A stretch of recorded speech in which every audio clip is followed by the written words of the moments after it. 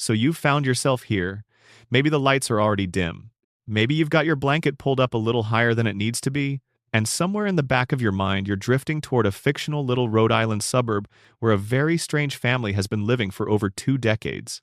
That's where we're headed tonight, down through the layers, through everything that sits at the surface, through the things underneath the surface, and all the way to the places at the bottom where the really interesting material lives.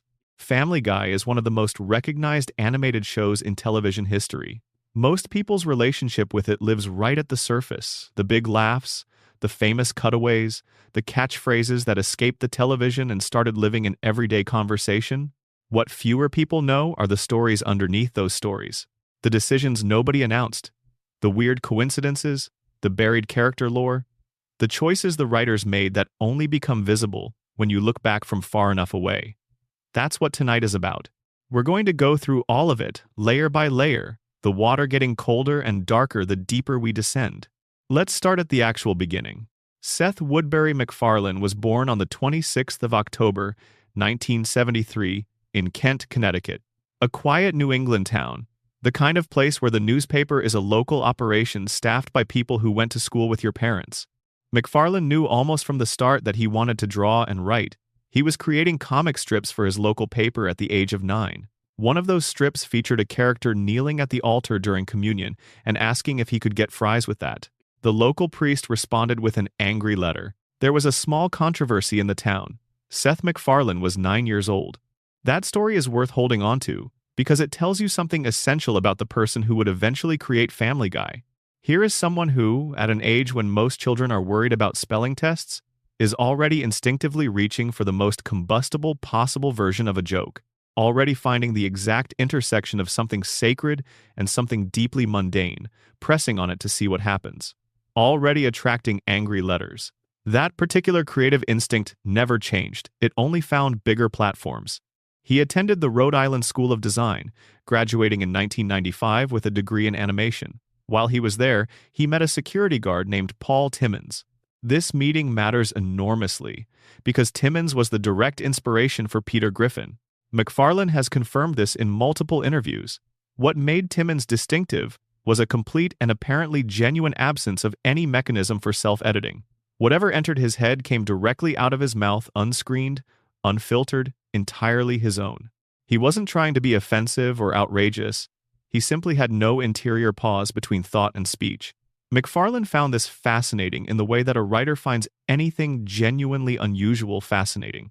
He absorbed the cadence of how the man talked, the physical presence, the specific combination of warmth and cluelessness. Years later, when he sat down to design the Griffin Patriarch, all of that observation came back. The accent, the glasses, the fundamental good nature underneath the chaos, all of it traces back to a security guard at an art school in Providence, Rhode Island. A man who probably has no idea that a version of him has been one of the most watched animated characters in television history for over 25 years. After graduating, MacFarlane was hired by Hanna-Barbera Productions, then operating as Cartoon Network Studios. He worked as a writer and animator on Cow and Chicken, Johnny Bravo, and Dexter's Laboratory, solid professional footing that gave him technical vocabulary but kept the real work happening on the side. While still at RISD, and in the period immediately after, he made 2 short animated films. The first was The Life of Larry, created in 1995 as his thesis project. It featured a heavy-set, not particularly bright man named Larry and his dog Steve, an intelligent, upright-walking, articulate dog who was clearly the smarter of the two. Anyone who watches these shorts today sees immediately what they are: rough drafts of Peter and Brian Griffin. The character designs are different, the names are different, the setting is different. But the essential dynamic, the loud, lovable, dim-witted man and his more cultured, sardonic canine companion, is unmistakably the same engine that would drive Family Guy. These shorts caught attention. MAD-TV executives noticed MacFarlane's work and connected him with Fox. He pitched them a 15-minute pilot in May of 1998, when he was 24 years old. Fox gave him the green light, and on the 31st of January 1999, Family Guy premiered on the Fox network in one of the most prized launch positions in all of broadcast television, immediately following Super Bowl 33.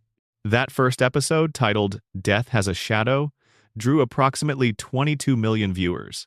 For a debut episode of a brand new animated show, this was extraordinary.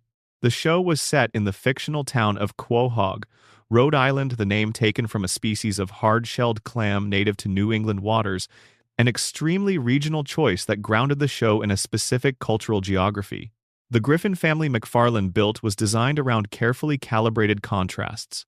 Peter, the father, was large, loud, and perpetually enthusiastic about the wrong things. Lois, his wife, was patient and musical, trying to keep everything from completely falling apart. Meg, the teenage daughter, was ordinary in a household full of extraordinary people. Chris, the son, was sweet and directionless. Stewie, the baby, was secretly planning the destruction of civilization. And Brian, the family dog, was the one member of the household who seemed to fully understand how deeply strange all of this was and had made a kind of weary peace with it.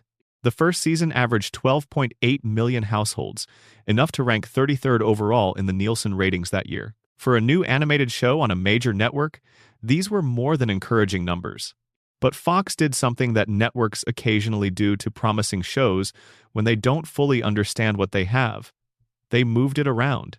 Thursday nights against Frasier, Tuesday nights against Who Wants to Be a Millionaire.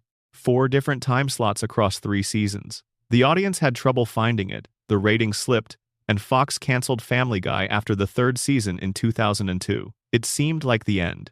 Then something that almost never happens in television happened. Cartoon Network picked up the rights to air Family Guy reruns on their Adult Swim late-night block.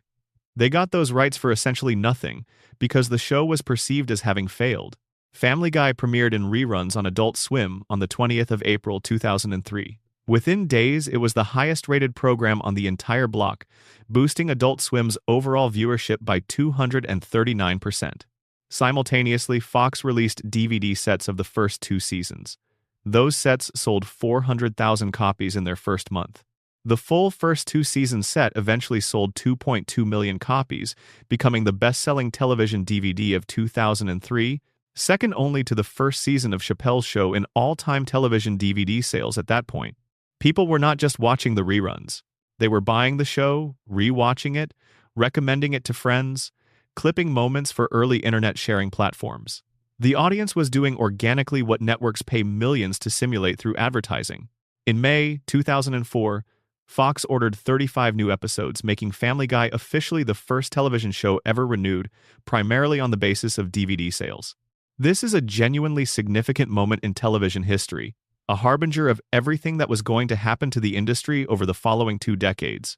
The 4th season premiered the 1st of May 2005. Fox placed it at the center of their new Sunday night animation domination lineup, alongside The Simpsons, King of the Hill, and McFarlane's brand new series American Dad. The return drew enormous ratings. Fans showed up. Family Guy was at that moment one of the biggest shows on television. But something had already quietly changed. The 3 years away had scattered the writing staff. The revival brought new voices into the room. The animation had been upgraded in ways that made it technically cleaner but somehow less alive. The specific creative culture that produced those first 3 seasons sharp, warm, deeply character-driven was being rebuilt from different materials. The drift had begun. Understanding what that drift was, where it came from, and what it ultimately cost the show is what the rest of tonight is about. If you're watching right now, drop a comment and let me know where you are and what time it is. I love seeing where these videos reach. And if you haven't subscribed yet, please do. It genuinely helps. Section 2. Below the Surface, the Cancellation Saga and What the Years Away Did. There is a version of history where Family Guy simply doesn't exist as the institution it became. Where the 2002 cancellation held, the show stayed dead, and Seth MacFarlane moved on to other projects without the particular weight of a long-running show's accumulated decisions shaping everything he did afterward. That version nearly happened. Understanding why it didn't requires understanding something about how television actually works, and how strange the relationship between a show and its audience can sometimes be.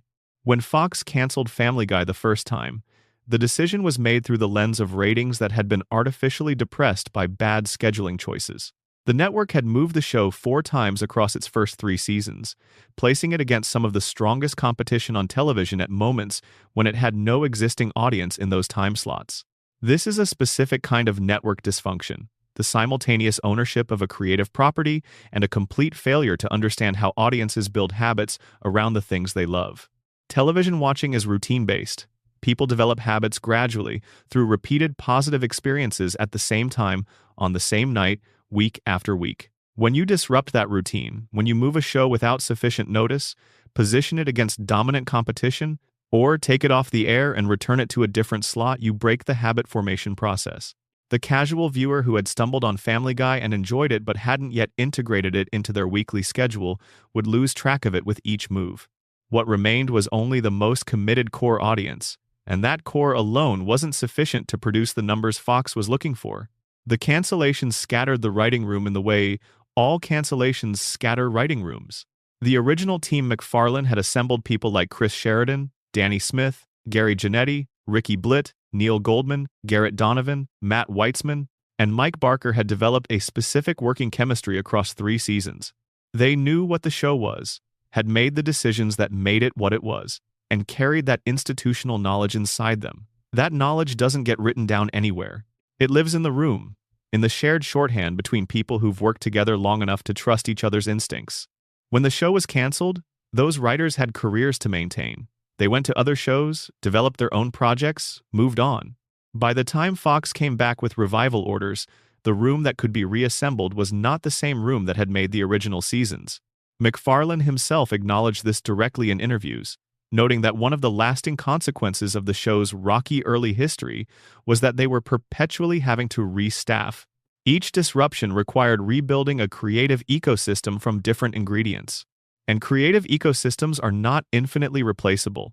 The 3-year gap also changed the cultural context into which the show returned. Family Guy had premiered in 1999, at a particular moment in American popular culture that, by 2005, had shifted considerably. The show's sensibility, forged in the late Clinton era, was now operating in the middle of the Bush administration, in the post-September 11 world, in a media landscape already beginning to feel the first tremors of the digital revolution. The show that came back was landing in a different America than the one it had left, and that difference contributed to why the revival had a slightly different quality from what preceded it. The animation changed visibly between the original run and the revival. The original seasons, particularly seasons 2 and 3 handled by Rough Draft Studios, had a quality that fans often describe as more alive, more kinetic. Characters moved with a looseness and slight imprecision that paradoxically made them feel more human than the cleaner animation that followed. Rough Draft had a particular style.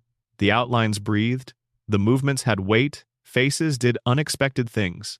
The animation studio that took over for Season 4 produced technically superior work that was nonetheless somehow less interesting to watch. The joints moved differently. The faces had a slightly more rigid quality. The show looked more like what people expected a professional animated sitcom to look like, and lost something of the scrappy distinctiveness that had made the original look memorable. These things compound. A slightly different writing room, a slightly different animation style, a slightly different cultural moment. None of these individually explains the shift between the original seasons and the revival, but together they add up to a show that is recognizably the same show and yet subtly not quite the same thing. Like a room that's been rearranged while you were away. The furniture is all still there, but the spaces between things feel different. There's something else worth understanding about the gap years, what they produced in the audience. The people who found Family Guy on Adult Swim were not passive consumers. They were active advocates who clipped moments for early video sharing platforms, quoted the show in online forums, bought the DVDs and lent them to friends. YouTube launched in 2005, the same year Family Guy returned, and the show's cutaway gag format turned out to be almost perfectly engineered for the viral clip culture that YouTube created. A 30-second cutaway gag could be clipped, uploaded, shared, and seen by millions of people who had never watched a full episode. The show was building an enormous secondary audience through a mechanism that didn't exist when it was originally canceled. The people who discovered Family Guy through Adult Swim and early internet clips were the kind of audience that felt they had found something themselves rather than having been handed it by a network promotion campaign. This is a different quality of fandom, and it created a specific pressure on the show when it returned, the obligation to be as good as the memory people had of it.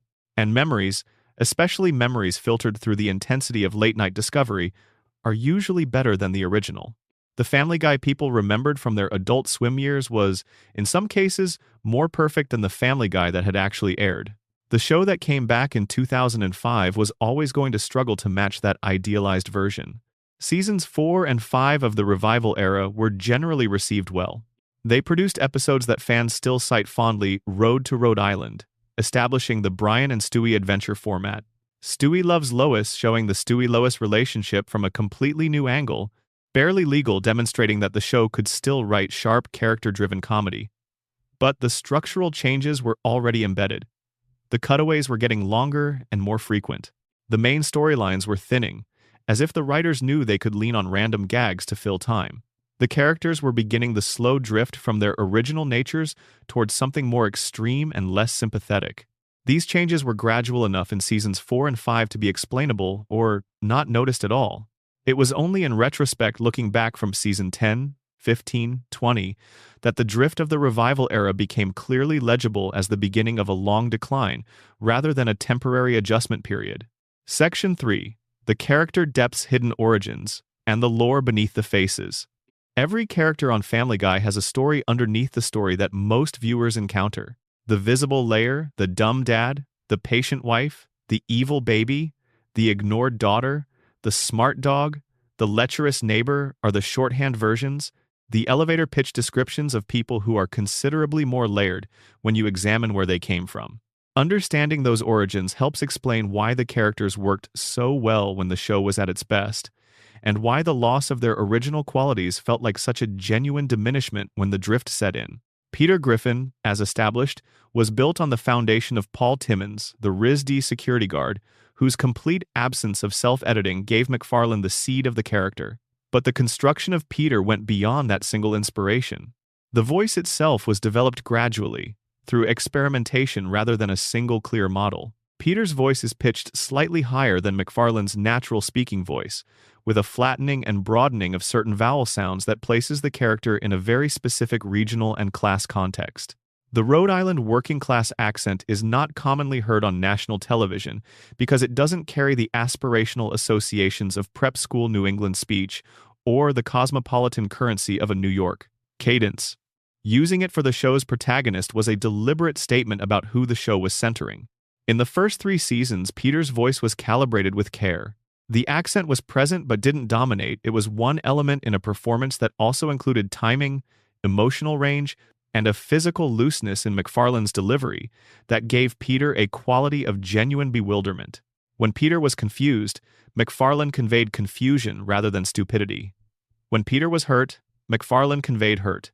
The character's early seasons were built on a performance that took Peter seriously as an emotional entity, even while the comedy was built around his limitations.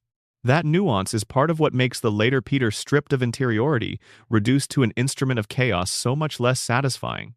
Brian Griffin's origins are in some ways simpler and in others more layered than any other character.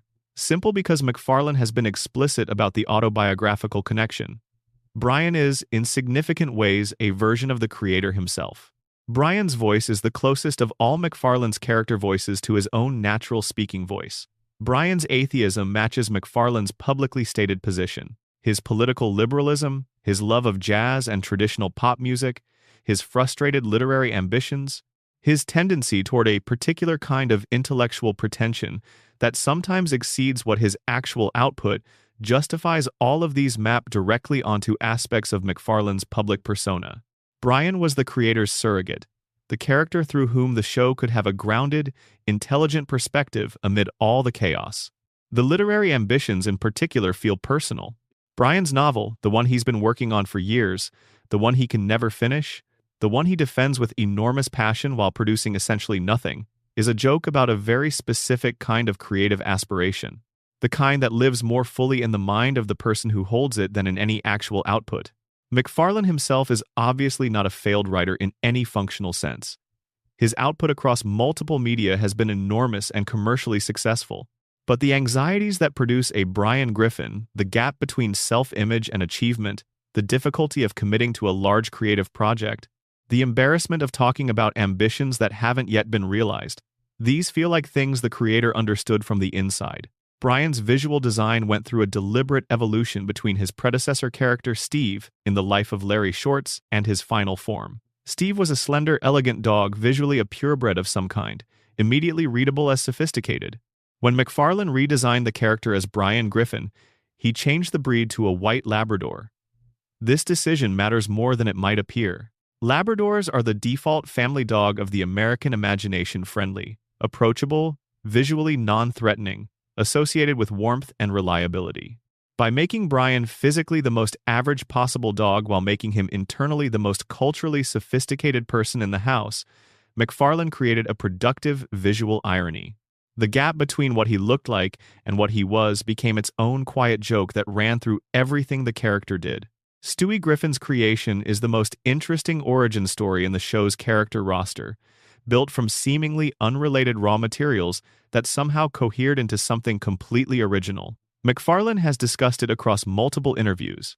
The starting point was structural.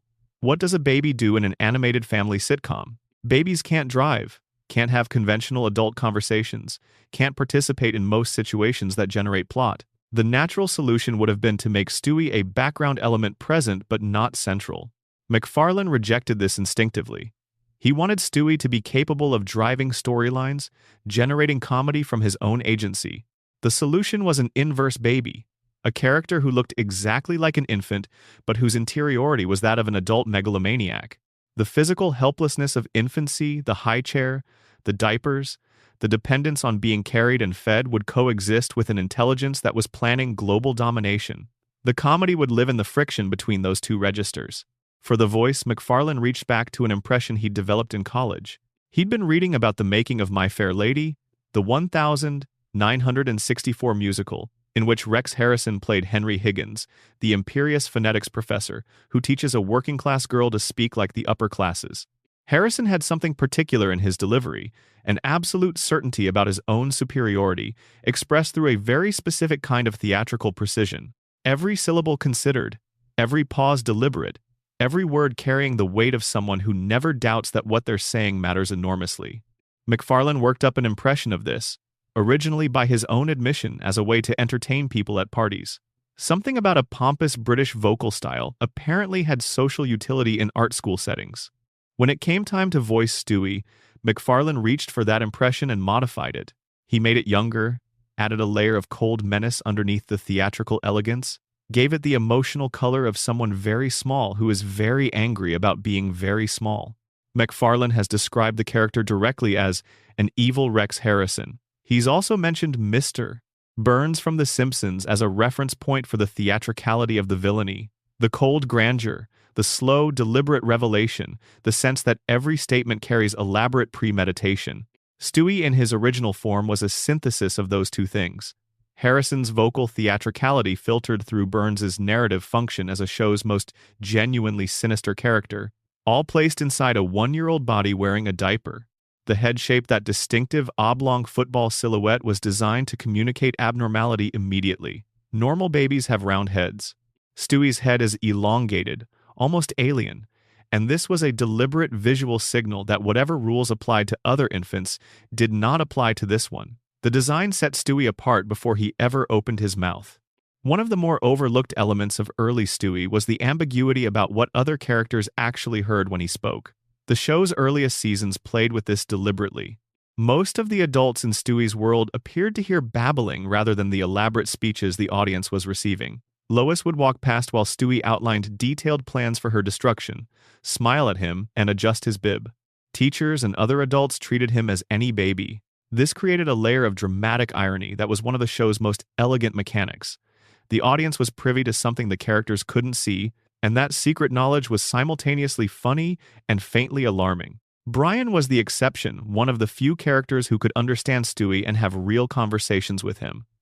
This exception is what allowed the Brian-Stewie friendship to develop as it did. Without Brian's comprehension, Stewie would have existed in permanent isolation, a genius trapped in a baby's body with no witness to the genius. Lois Griffin's voice came from Alex Borstein, who has been with the show since the very beginning, one of its few true constants. Borstein based Lois's voice on a real woman she knew, with a specific Long Island inflection that grounds the character in a recognizable regional identity. Lois speaks differently from Peter's Rhode Island working-class cadence. There's something slightly more aspirational in her delivery, something that hints at the upper-class Pewterschmidt background she came from before choosing Peter.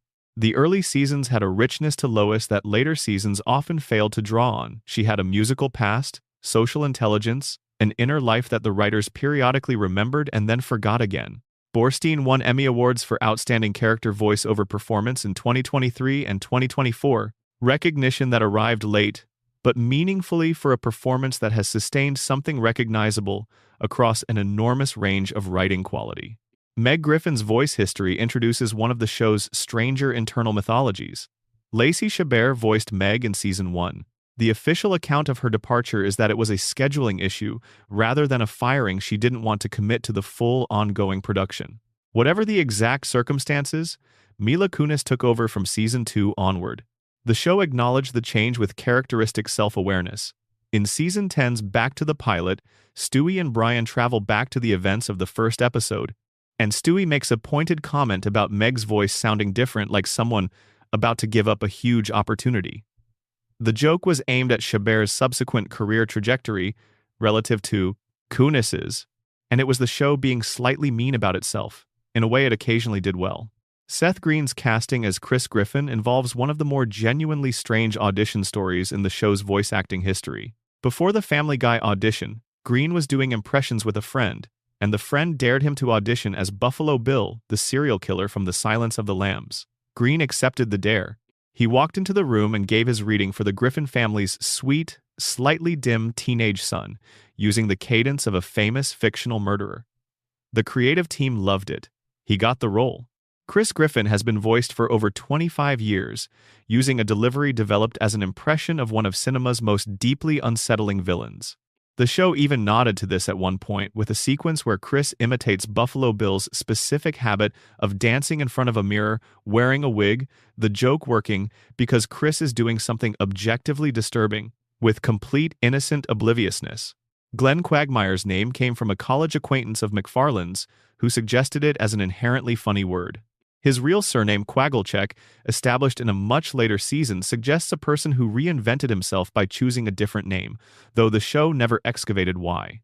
McFarlane described the voice he developed for Quagmire as a 1950s radio guy on coke, the rapid-fire, high-pitched delivery of the enthusiastic pitchmen who populated early American broadcast radio.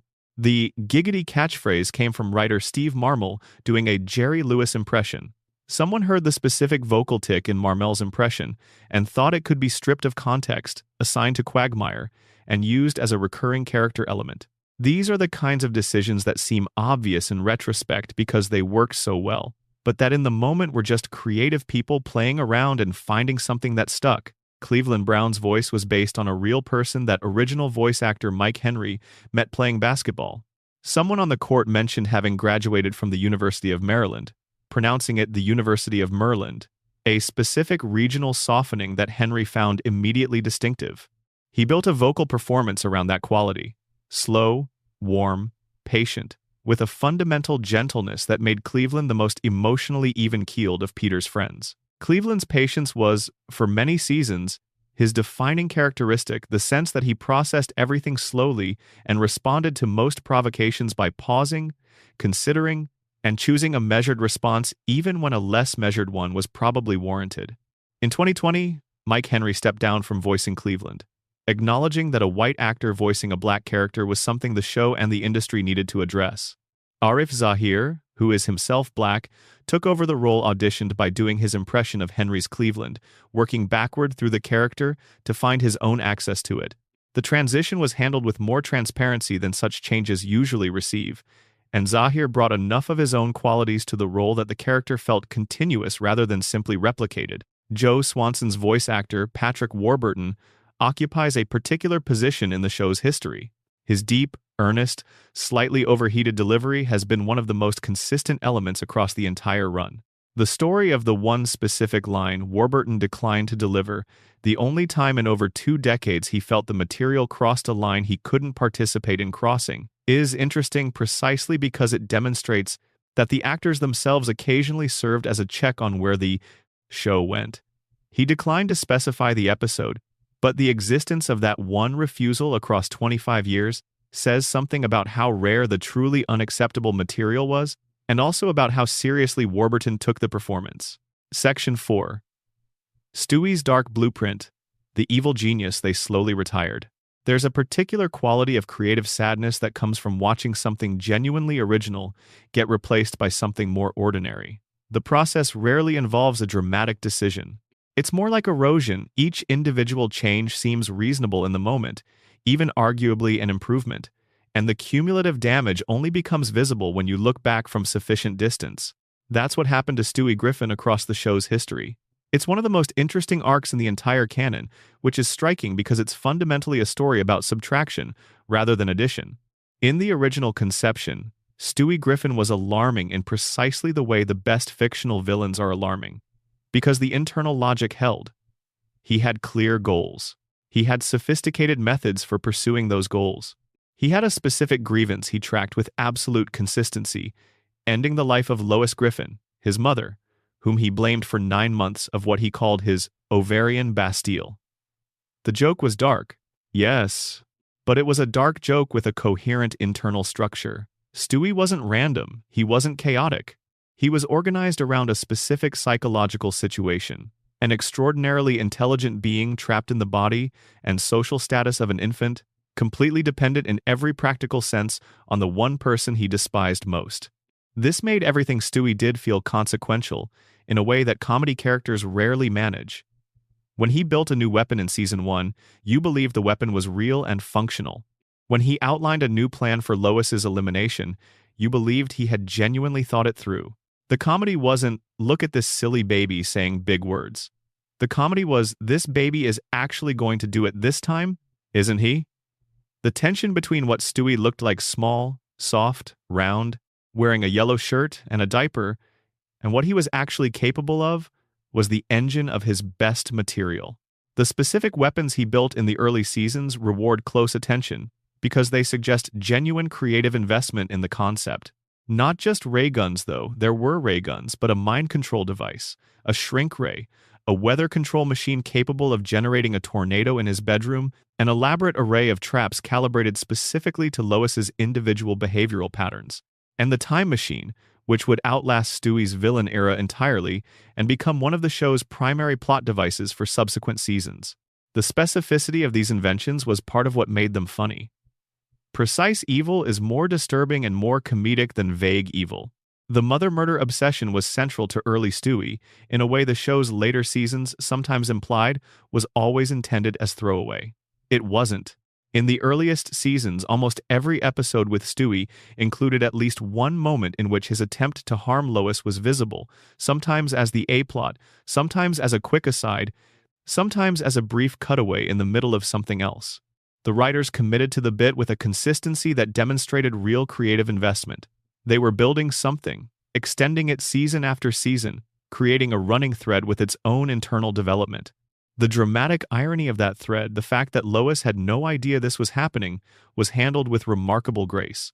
She would pick Stewie up, hold him, coo at him, tell him what a beautiful boy he was, while he stared over her shoulder with an expression the animators found a way to make simultaneously adorable and genuinely menacing. She'd change his diaper while he narrated to himself the next stage of his plan for her destruction. The gap between her perception and reality was the joke. And it worked because both registers were played completely straight. Lois was completely sincere in her love for this baby, and Stewie was completely sincere in his desire to end her existence. The first seeds of change appeared in Season 2, quietly. Writers began adding moments where the villain facade cracked brief glimpses of something softer, more childlike, more vulnerable beneath the cold theatricality. These were initially handled lightly, as seasoning rather than character redirection. Small touches that added dimension without subtracting defining qualities.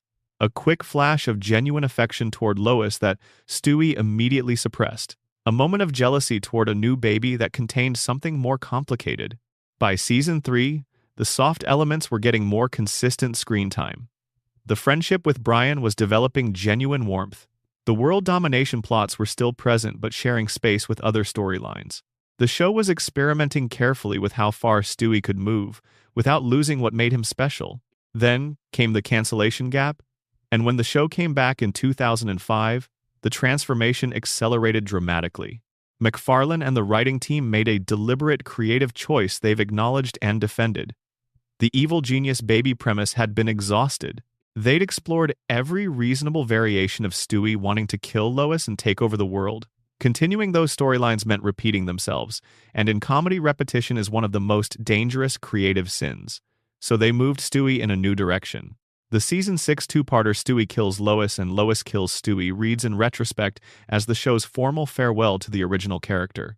These episodes finally delivered on the premise running since the pilot. Stewie actually does it. He achieves what he's been pursuing for 6 seasons. He kills Lois, takes over the world, becomes the dictator he always claimed he would be. The episodes were genuinely exciting, dramatically ambitious in ways Family Guy rarely attempted, with real stakes and actual payoff. Critics praise them. Fans love them. They're consistently ranked among the best episodes the show ever made. And then came the twist. All of it was a simulation on Stewie's computer. None of it actually happened. The status quo was restored completely and immediately. This twist is clever in the moment. There's a genuine gasp and then laugh quality to it. But it also announced very clearly something about where the show was headed. Family Guy had decided it could not commit to real consequences. Things could happen. Characters could appear to change. But at the end of every major event, everything would return to where it was before. The reset button would be pressed. The show had built a beautiful house, let the audience walk through it, and then knocked it down. After those episodes, the Stewie who existed on screen was a different character occupying the same body. The world domination plots became rare, then very rare, then essentially absent. The attempts on Lois's life stopped in any meaningful sense. The elaborate weapons became occasional plot devices for adventure stories, rather than expressions of genuine villainy. The Brian-Stewie friendship deepened into something that had moved well past the original dynamic. They were genuine friends in the conventional sense now, capable of profound emotional scenes, capable of moments that hit in ways the original Stewie never could have produced.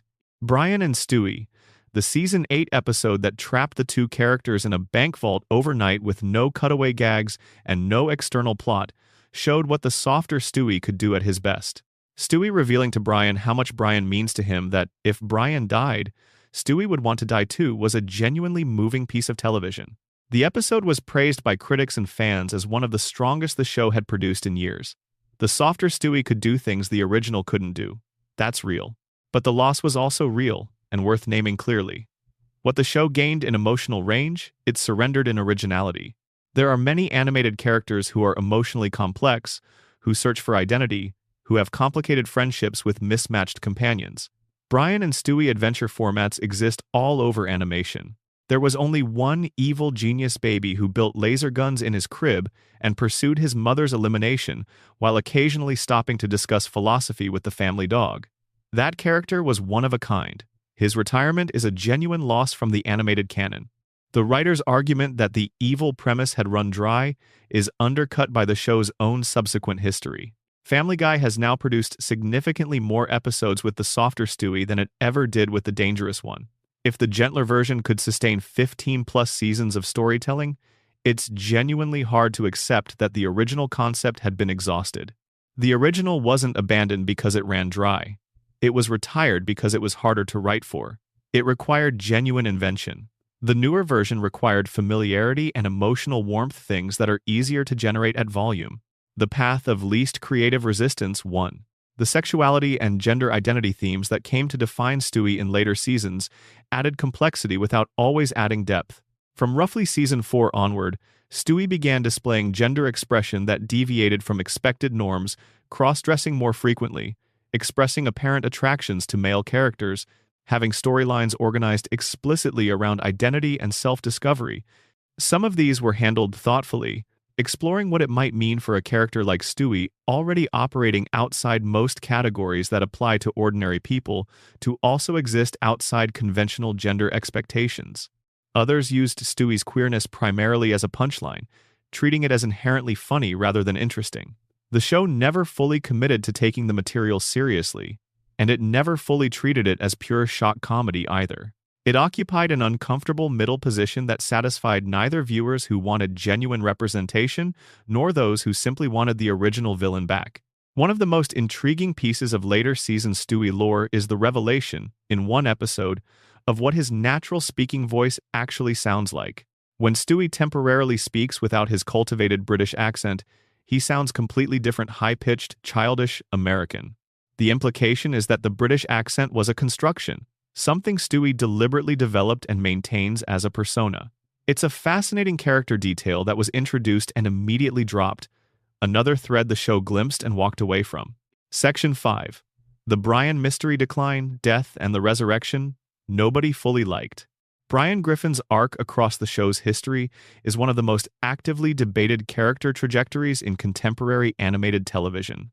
And the debate is worth examining in detail because it reveals something important about what happens when a show uses a character primarily as a vehicle for the creator's opinions rather than as a person with their own interior life. In the original conception, Brian was the moral and intellectual anchor of the show. This sounds like a heavy burden for a talking dog, but the character carried it naturally in those early seasons. He was the one who looked at whatever catastrophe Peter had manufactured and reacted with the weariness and dry wit the audience recognized as their own perspective. He was the one who tried, usually unsuccessfully, to introduce reason into the chaos surrounding him.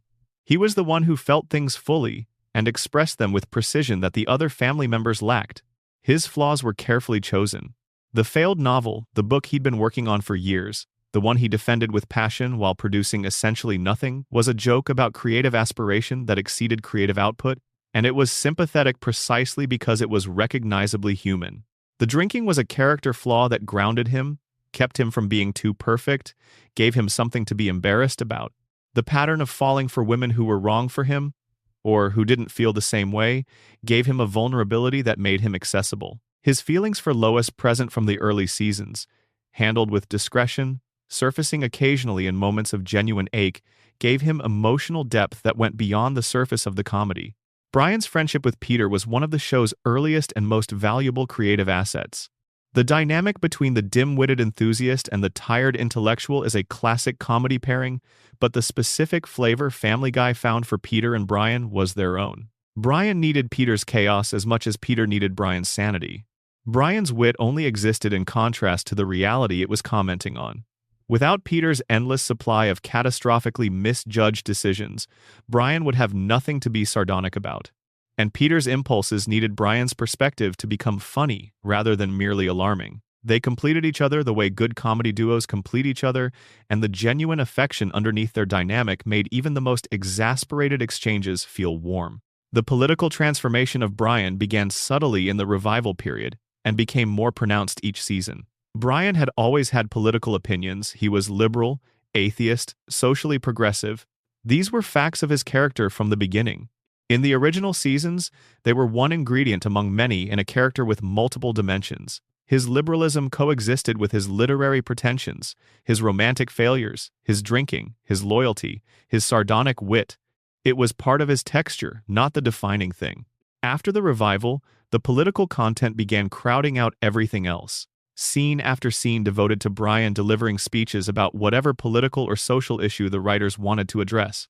Episodes structured around his opinions rather than around stories that happened to involve a character with opinions. He became, progressively, a vehicle for editorial commentary rather than a person who also happened to be politically engaged. The problem wasn't the content of the opinions themselves. Viewers who agreed with every political position Brian expressed still found themselves increasingly frustrated with him, because the issue wasn't what he was saying, but what function he was serving. When you watch a character giving a speech, you know at some level you're watching the writer's speech rather than the character's. The illusion of a real person expressing genuine convictions from their own history and psychology breaks when the speech feels constructed from the outside. Brian's political speeches in the later seasons could have been delivered by any liberal character on any show. They weren't specifically Brian's because they weren't emerging from specifically Brian's life and experience. They were talking points assigned to a recognizable face. Season 9's Brian Writes a Bestseller is the episode most consistently cited as the moment when Brian's decline became impossible to deny. The setup is sympathetic.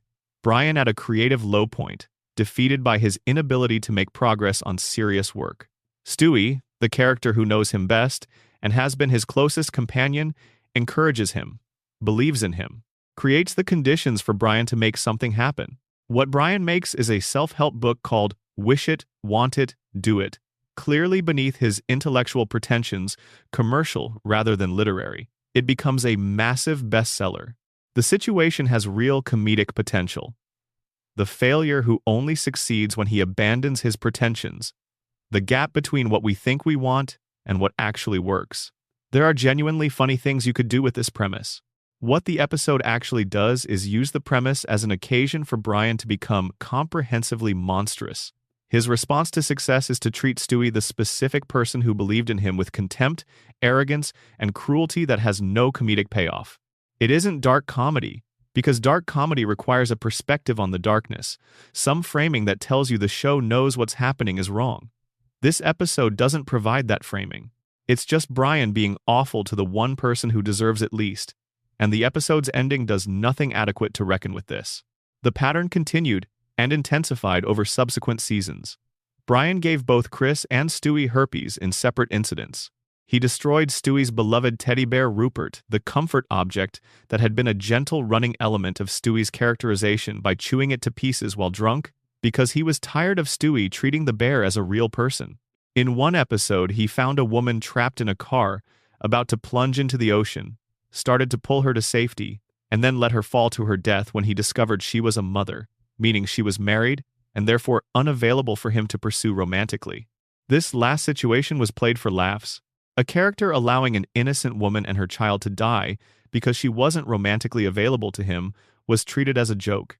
It did not land anywhere near the way the writers seemed to expect it to. The Quagmire speech in Season 8's Jerome is the New Black remains one of the most unusual moments of self-awareness in the show's later history.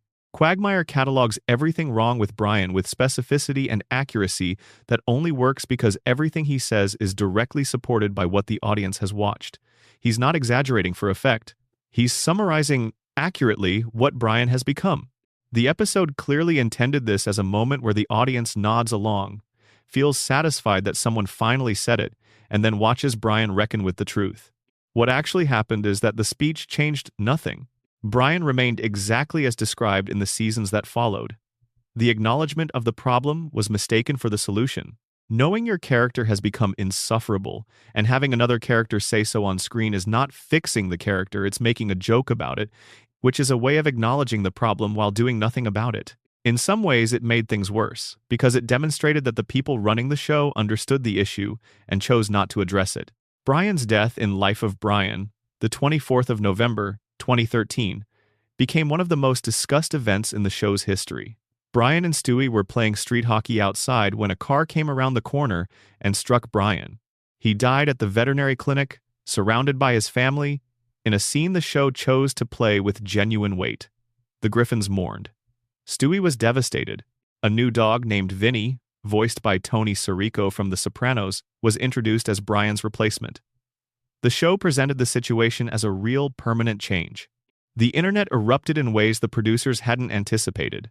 The hashtag number RIP Brian was used at least 6,000 times within the first hour of broadcast. Number Bring Back Brian trended nationally. Petitions circulated. News outlets that don't normally cover animated shows ran stories. Seth MacFarlane later acknowledged the intensity of the reaction had surprised everyone at the show. They had expected a little bit of a stir, he said. The rage wasn't something they had counted on. This admission reveals something specific when read carefully. The writers had spent multiple seasons progressively making Brian more unlikable, apparently without registering or without caring that the audience remained emotionally attached to the character. They hadn't tracked how the audience was still carrying the early seasons. Brian, in their minds, still caring about him based on that original version, even as the character on screen had diverged significantly from it. The mourning people felt when Brian died was mostly mourning for the Brian of seasons 1 through 5. The show had replaced that character but not updated the audience's emotional file on him. 2 episodes later, on the 15th of December 2013, Stewie used a time travel device to prevent the accident. Brian was alive. Vinny was gone. Everything returned to normal. The fan response to the resurrection was complex. Many people were relieved. Many were also furious not at Brian being brought back, but at the cynicism of the whole exercise. The death had been engineered for attention. The reversal, arriving so quickly, confirmed it was never meant to stick. The audience's emotional investment had been deliberately used, and the use was transparent enough that people felt manipulated rather than moved. The emotional manipulation had been effective. People genuinely grieved, which made the revelation of the manipulation feel worse rather than better. After the resurrection, Brian somehow got worse. The traits Quagmire had cataloged continued to intensify. His selfishness reached new heights. His behavior towards Stewie in particular became harder to watch, given how much of the show's emotional weight was carried by their friendship. The scattered moments when something of the original Brian surfaced, when he was genuinely kind, genuinely loyal, genuinely wise in the way the early seasons established, were beautiful, in the way that glimpses of something lost are beautiful. But they were immediately surrounded by episodes that contradicted them. The show couldn't decide whether it was telling a story about a deeply flawed character with genuine goodness somewhere underneath, or simply using Brian inconsistently based on whatever any given episode required. The honest answer, looking at the evidence, seems closer to the latter. Section 7b. The cutaway gags from brilliant tool to creative crutch. If you have watched even a single episode of Family Guy, you know what a cutaway gag is. A character says something like, "This is worse than that time or "it reminds me of when," and the screen cuts to a completely different scene, usually brief, usually ridiculous, usually involving some variation of the show's cast in a completely unrelated situation. The scene plays for several seconds, sometimes longer, and then the show cuts back to the main story as if nothing happened. That's the cutaway gag. It's the thing that defines Family Guy in most people's minds more than any other single element. It's the format that made the show go viral before viral was a word anyone used. It's also, when examined honestly, the thing that explains more about the show's decline than almost anything else. In the original 3 seasons, cutaway gags were present. They were part of the show's identity from the pilot episode, but they served a specific function rather than defining the entire comedy. A character would say a setup line. The screen would cut to a short, self-contained joke. The show would return. The cutaway was a bonus, an extra laugh on top of an episode that was already delivering comedy through its actual story. The plots in those first 3 seasons had real structures: beginnings, middles, and ends. Characters made decisions and faced consequences. Stories built toward conclusions that felt earned. The cutaways enhanced all of that without replacing any of it. You could theoretically remove every cutaway from a season 1 episode and still have a well-constructed, funny piece of television. The early cutaways also had specific qualities that made them work as comedy. They were short, most of them lasted only a few seconds, delivering the joke and getting out before the audience had time to lose track of where the main story had been. They were genuinely surprising. The unexpected connection between the setup line and the cutaway scenario was itself part of the humor. And they were written to specific moments.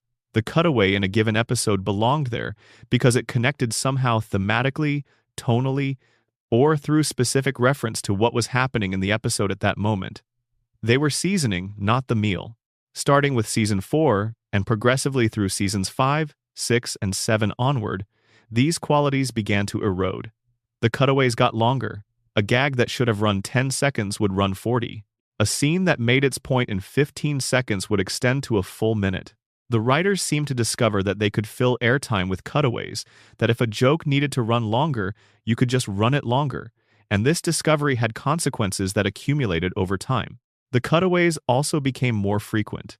Entire episodes in the later seasons became structured primarily around cutaways, with thin main story scaffolding connecting one gag to the next. The plot, rather than being the thing the cutaways enhanced, became the mechanism for transitioning between unrelated jokes.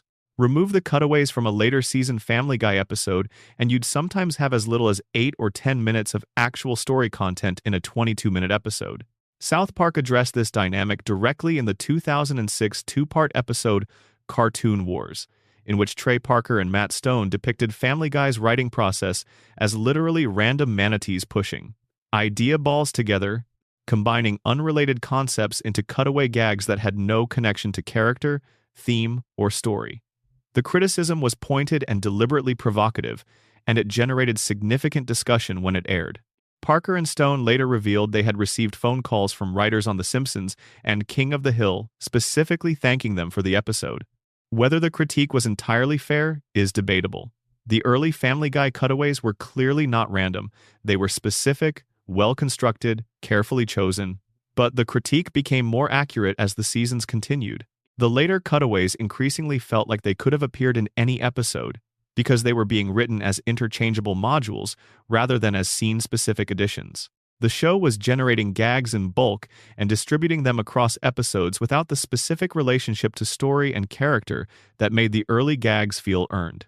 The Conway Twitty running gag is the clearest example of this taken to its extreme. Conway Twitty was a real country music singer, a genuine star during the golden era of country radio in the 1960s and 1970s. Family Guy began inserting actual, unedited Conway Twitty performances into episodes in place of original content. Not clips, not references, not parodies, actual music videos of Conway Twitty singing his songs, running for their full duration, while the audience waited for the episode to resume. The first time this appeared, it functioned as a shock comedy choice. The complete absurdism of the substitution, the absolute commitment to the non-joke, the subversion of the audience's expectation that something funny was about to happen. Shock comedy can work, but shock requires novelty. The second, third, and fourth times a Conway Twitty video appeared in the middle of a Family Guy episode, the shock was long gone, and what remained was just a country music video playing while the audience sat there. The gag had converted from absurdist humor into literal time-filling. The writers were padding episodes with actual archival footage of a dead country singer rather than writing comedy. Critics pointed to this as perhaps the most honest example of the later show's relationship with its own creative emptiness. What the cutaway problem created, at a deeper level, was a show that couldn't sustain its characters. The warm, complicated, genuinely human Griffin family of the early seasons required time. They needed scenes that built, conversations that developed, moments where characters revealed something about themselves that wasn't immediately funny. That kind of television comedy requires investing in story, and a show that spends half its runtime on disconnected gags has systematically disinvested from story. The characters became flatter in the later seasons, partly because the format that had taken over left no room for them to be otherwise. The show attempted to address this with Brian and Stewie in Season 8, the entire episode set inside a bank vault. 2 characters, no cutaways, no plot other than conversation. The episode was praised widely as one of the best Family Guy had produced in years. It demonstrated something the show seemed to know but couldn't consistently apply: that genuine comedy could emerge from 2 well-written characters simply talking to each other if the characters were rich enough and the writing was honest enough. The absence of the cutaway safety net forced the writing to find depth. The depth was there when it was required to be, but that episode remained an exception rather than a turning point. The cutaway dependency continued. The show had structured its production process around the format, had built a writer's room culture around generating modular gags, had developed an audience relationship that expected the format, had created a kind of viral marketing ecosystem that depended on isolated clips circulating online and couldn't or wouldn't change the fundamental architecture. The cutaway gag remained the show's primary mode of comedy delivery for the rest of its run, long past the point where it was serving the show's best interests. Section 8B, Meg Griffin and the Decade of Punishment. Meg Griffin's trajectory across the show's history is one of the most thoroughly documented character declines in animated television, and yet it remains underexplored in terms of what it actually reveals about the show's creative culture and values during the years when it was happening. In the first season, Meg was voiced by Lacey Chabert and written as a fairly straightforward teenager, unpopular at school, overlooked by her chaotic family, ordinary in the middle of people who were anything but. The comedy around Meg in those early episodes came from her normality being its own kind of strange. The visual joke of a completely average teenager existing alongside an evil genius baby and a philosophy-discussing dog. Her struggles were recognizable ones: wanting to fit in, feeling invisible, trying to navigate the social dynamics of high school with insufficient ammunition. These are relatable experiences, and the early show treated them with a light, fundamentally affectionate touch. The first significant shift happened in Season 4, after Mila Kunis had fully settled into the role. The jokes about Meg that had been about her boring normality began transforming into jokes about her physical appearance. Characters started commenting openly on how unattractive she was. They recoiled from her. They made sounds of disgust when she entered rooms. This was a meaningful escalation. Jokes about a character being boring or unpopular target qualities that could theoretically be changed, that the character could respond to with growth or effort. Jokes about physical appearance target something unchangeable, and in doing so they shift the nature of the cruelty from situational to essential. The show was no longer saying Meg was unlucky. It was saying something worse about why she deserved what was happening to her. By seasons 8 through 12, the treatment of Meg had become one of the defining features of the entire show. Peter, who in the early seasons was just an inattentive and occasionally insensitive father, had become actively abusive toward his own daughter in ways the show consistently played for laughs. He farted in her face as entertainment. He physically shoved her. He made repeated comments about wishing she would go away or didn't exist. A flashback in one episode revealed that Peter and Lois had tried to abandon Meg at a fire station when she was still an infant. Presenting this as a joke, the idea that her parents had wanted to throw her away before she could walk, offered to the audience as something to laugh at. The episode Seahorse Seashell Party in Season 10 is the most frequently cited example of the show's cruelest treatment of Meg, but not for the reasons people usually cite. During a hurricane that traps the family inside the house, Meg finally snaps and confronts each family member in turn, delivering accurate, painful assessments of exactly what she thinks of them. She calls Peter out for being a dangerous, irresponsible father. She calls Lois out for being cold and enabling. She calls Chris out for being a follower. She holds Brian accountable for his pretensions. For viewers who had watched Meg absorb years of mistreatment, the confrontation was cathartic. It felt, finally, like the show was acknowledging that what had been happening was wrong. What the episode does with that confrontation is what made so many viewers genuinely angry. After Meg's outburst, the family turns on each other without their shared punching bag. They have no one to redirect their frustrations toward, and they collapse into mutual recrimination. The episode ends with Meg going to Brian and voluntarily taking back everything she said. She accepts that her role in the family is to be the one everyone displaces their pain onto. She agrees to go back to being the target, because without her absorbing all the abuse, the family cannot function. The message embedded in that ending is one the show almost certainly didn't intend to send, but sent anyway. That victims of abuse should accept their role, because their suffering is what keeps the people harming them stable. That standing up for yourself is selfish, because it disrupts the people who were hurting you. That the correct response to years of mistreatment is to quietly return to being mistreated so that nobody else has to deal with the consequences of their own behavior. Mila Kunis has spoken publicly about how the show's treatment of Meg affected her real life. People would approach her, the actual woman, the successful actress, and say Peter's dismissive Meg line to her. The fictional cruelty had leaked into reality, becoming a thing real people said to the real person who gave the character her voice. This is what happens when a show commits so completely to making one character the target of contempt for a sustained period of time. The character's humiliation starts to feel like a license for the audience to participate in it. The show did eventually pull back. Around season 14 and into season 15, the addition of more women to the writing staff began to shift the treatment of Meg. The extreme abuse decreased. Episodes started giving her storylines where she was competent, tough, even cool.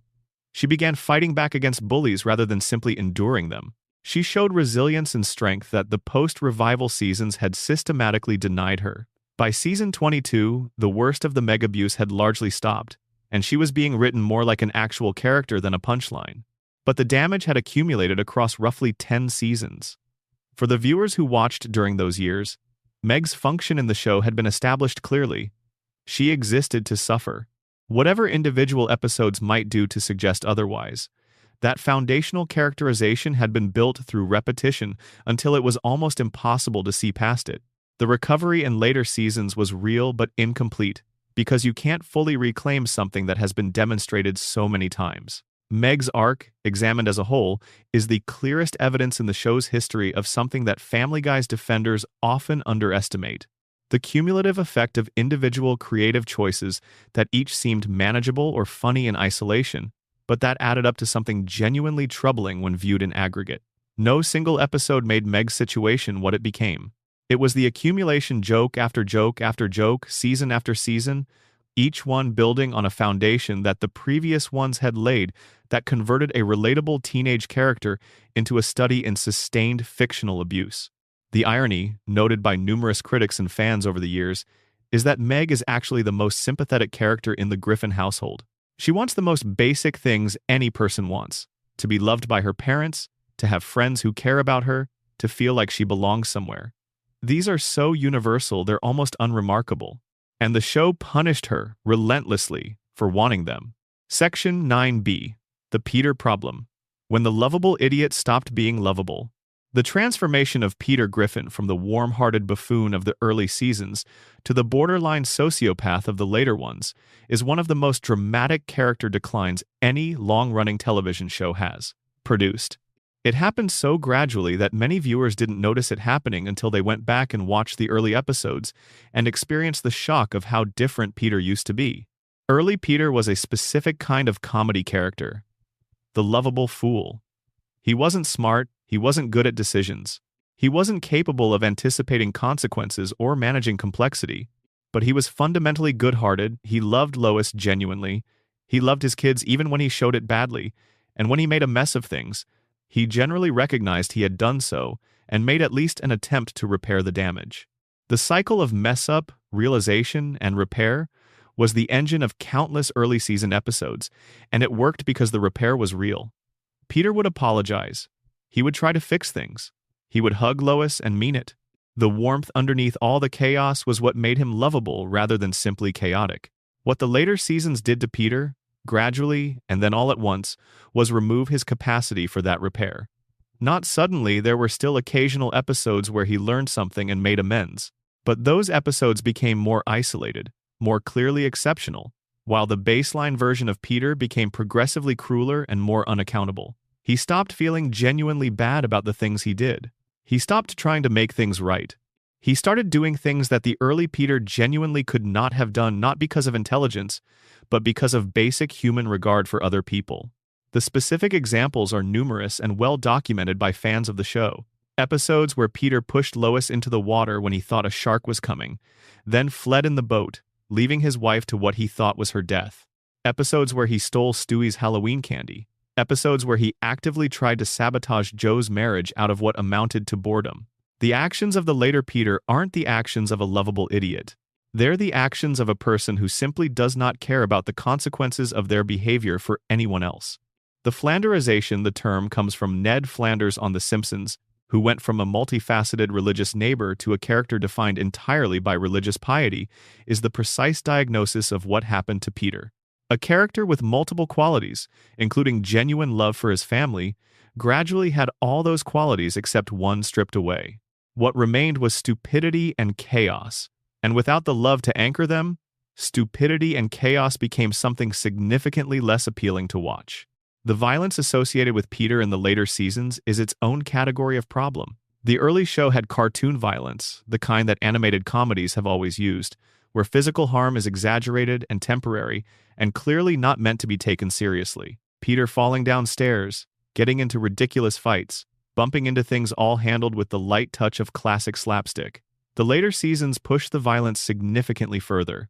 Injuries became more graphic, more realistic-looking, more detailed in ways that crossed the line from cartoon exaggeration into something more disturbing. Peter was involved in scenes where people were seriously hurt, sometimes strangers, sometimes his family, and the show played it as comedy without the necessary lightness that makes cartoon violence funny rather than simply unpleasant. The relationship between Peter and his children, particularly his relationship with Meg, reflects the overall decline most clearly. In the first season, Peter and Meg had a normal, imperfect father-daughter dynamic. He was sometimes insensitive, sometimes inattentive, sometimes said the wrong thing. But there were also moments when he showed he cared about her. By the later seasons, the caring had been written out almost entirely, replaced by active contempt that the show presented as comedy. He wasn't neglecting Meg anymore. He was actively hostile toward her. And then there would be occasional episodes where the show tried to reset this, where Peter learned something about how he'd treated Meg and had a genuine emotional reconciliation with her, and then the very next episode would return to exactly where things were before, as if the reconciliation had never happened. This pattern, the emotional breakthrough that changes nothing, is the most damaging recurring dynamic in the show's later history. The show understood, on some level, that what it was doing to Peter and Meg was wrong. It demonstrated this understanding by occasionally writing episodes that acknowledged the wrongness and seemed to correct for it. But those corrections never stuck. The status quo reasserted itself every time. The reset button was always pressed. And pressing the reset button after an emotional breakthrough isn't just narrative laziness, it actively erodes the value of the breakthrough.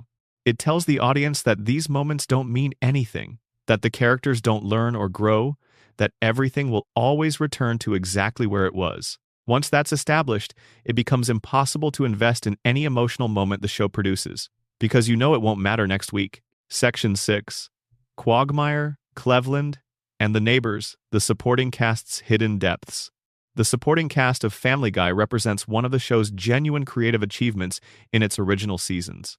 The neighborhood on Spooner Street was populated with characters who each had their own specific register, their own backstory, their own relationship to the central family that was different from all the others. 4 friends drinking at the Drunken Clam, Peter, Joe, Quagmire, and Cleveland, was a friendship portrait the early show handled with more care and more genuine warmth than most people remember.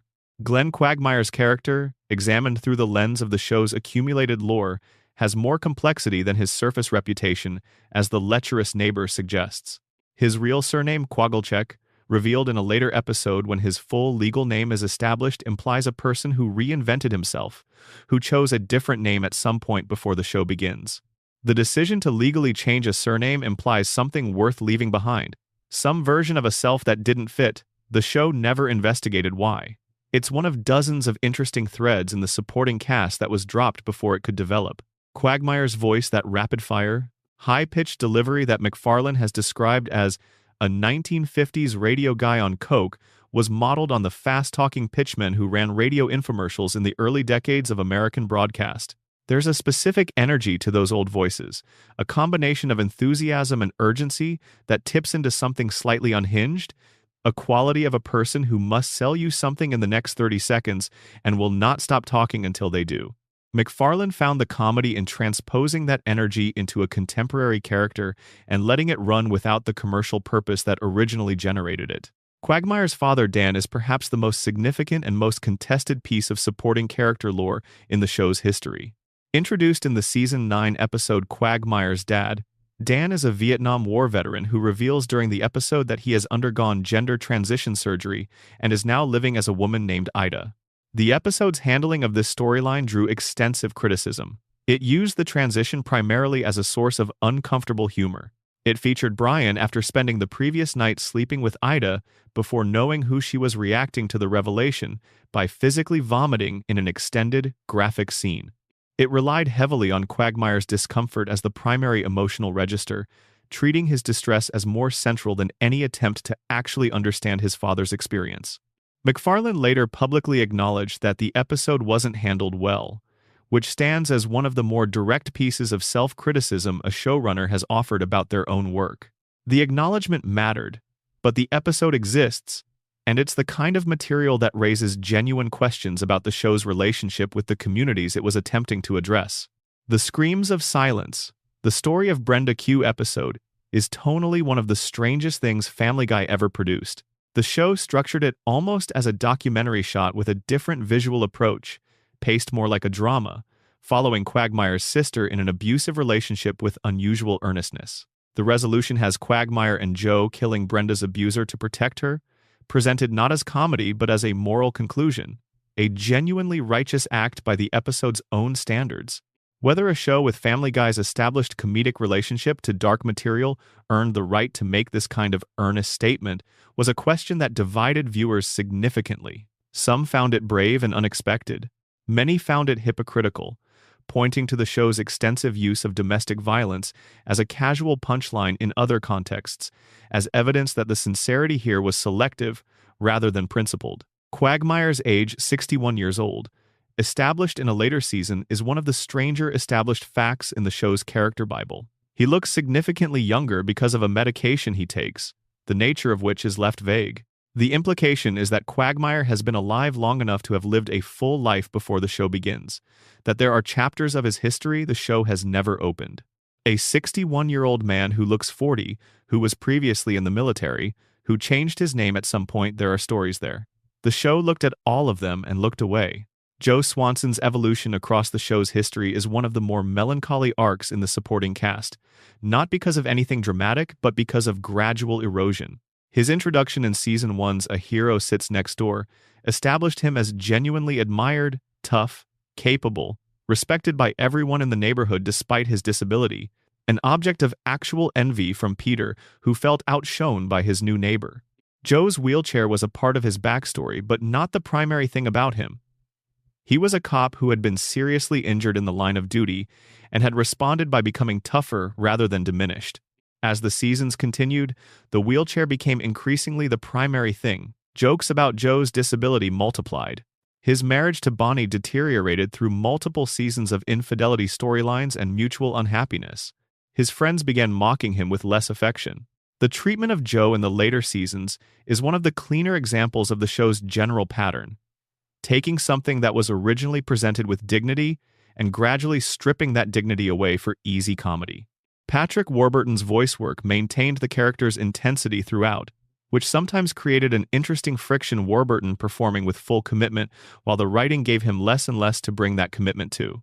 Cleveland Brown's character history includes the extended chapter of The Cleveland Show, the spin-off that ran on Fox from 2009 to 2013. Created by McFarlane, Mike Henry, and Richard Appel, the show moved Cleveland to Stoolbend, Virginia, reunited him with a childhood sweetheart named Donna, and gave him a new blended family. It ran for 4 seasons and was canceled in 2013, after which Cleveland returned to Quahog. The spin-off's existence creates an awkward canonical question. Cleveland had another family, another chapter of his life, significant events that happened, and his return was handled with a certain, "he's back, let's move forward" energy that acknowledged the departure without fully reckoning with everything that happened in between. The transition to Arif Zahir as Cleveland's voice in 2020, following Mike Henry's decision to step down from voicing a black character, was handled with more transparency than such casting changes usually receive. Zahir auditioned by doing his impression of Henry's Cleveland, working backward through the character to find his own access to it. The transition was acknowledged explicitly by the show rather than quietly papered over. Zahir brought enough of his own qualities to the role that the character felt continuous rather than simply copied. Herbert the Pervert occupies the most morally complicated position in the show's character roster. The character's premise, an elderly man whose attraction to teenage boys is explicit and unremedied throughout the show's history, has been a source of genuine controversy since Herbert first appeared. The problem sub has at various points attempted to deepen him. Episodes revealing a military past, a backstory of a young man he loved during World War II, loneliness running beneath the predatory surface. These humanizing elements are sometimes genuinely well constructed, and they complicate the character in ways that lazy writing never would have attempted. But they also sit in tension with the show's primary use of Herbert as comic relief, as someone whose intentions toward Chris are played for laughs rather than concern. The question of whether you can simultaneously ask an audience to laugh at a character's predatory nature and expect them to also engage seriously with his humanizing backstory is one the show never fully resolved. Some critics argue the ambiguity was itself responsible, a way of keeping the character present while never fully endorsing him. Others argue the opposite, that using someone like Herbert as recurring comic relief was itself the problem, regardless of how carefully the individual character episodes were constructed. The evil monkey who lived in Chris's closet represents a case study in how mystery functions in comedy and what happens when the mystery is solved.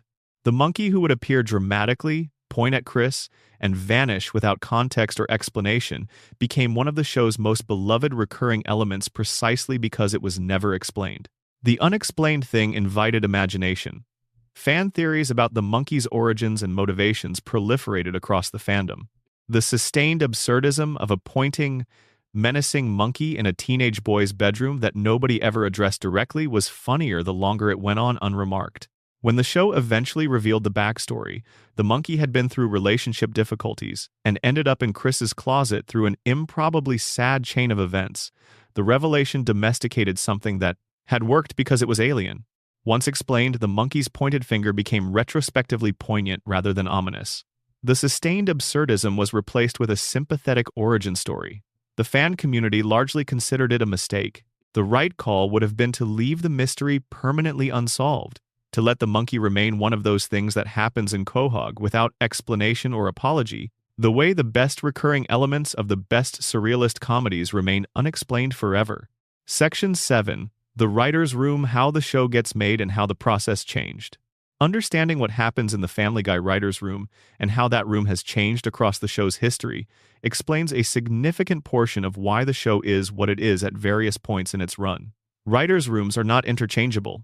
The specific collection of people in the room, the relationships between them, the shared aesthetic sensibilities developed through collaboration, the individual knowledge bases and obsessions they bring. All of these shape the output in ways that are sometimes visible on screen and sometimes only felt. McFarlane has described the writer's room philosophy consistently across interviews over the years. Nothing should be off limits in the room itself, because the room is where ideas can be terrible before they're refined, where the first terrible draft of a joke can be said out loud without consequence because everyone understands that the terrible first draft is part of finding the good version. This is how comedy rooms work at their best. The energy in the room gets into the episodes in ways that are hard to articulate but that viewers feel. The risk in this approach is that occasionally something makes it further than it should, past the internal checkpoints, and ends up on screen when it should have been caught earlier. The show's history includes multiple examples of moments that got through the room, through the production process, and onto television, and that in retrospect seem like things the room should have recognized as wrong. These are different from the intentionally provocative material, the jokes that were designed to make audiences uncomfortable. These are the jokes that were genuinely misjudged. The original writing team had a specific coherence, born from the experience of building the show together from the ground up. People like Chris Sheridan, Danny Smith, Gary Janetti, Mike Barker, and others had found the show's voice together, had made the decisions that made it what it was, and carried that institutional knowledge inside them. When you're in a writer's room with people who built the thing you're building, you have access to a creative shorthand that can't easily be replicated. Everyone knows the history. Everyone knows why certain choices were made. Everyone has the same core commitment to the specific identity that was established. Each cancellation disrupted this. New writers were brought in to replace those who had moved on.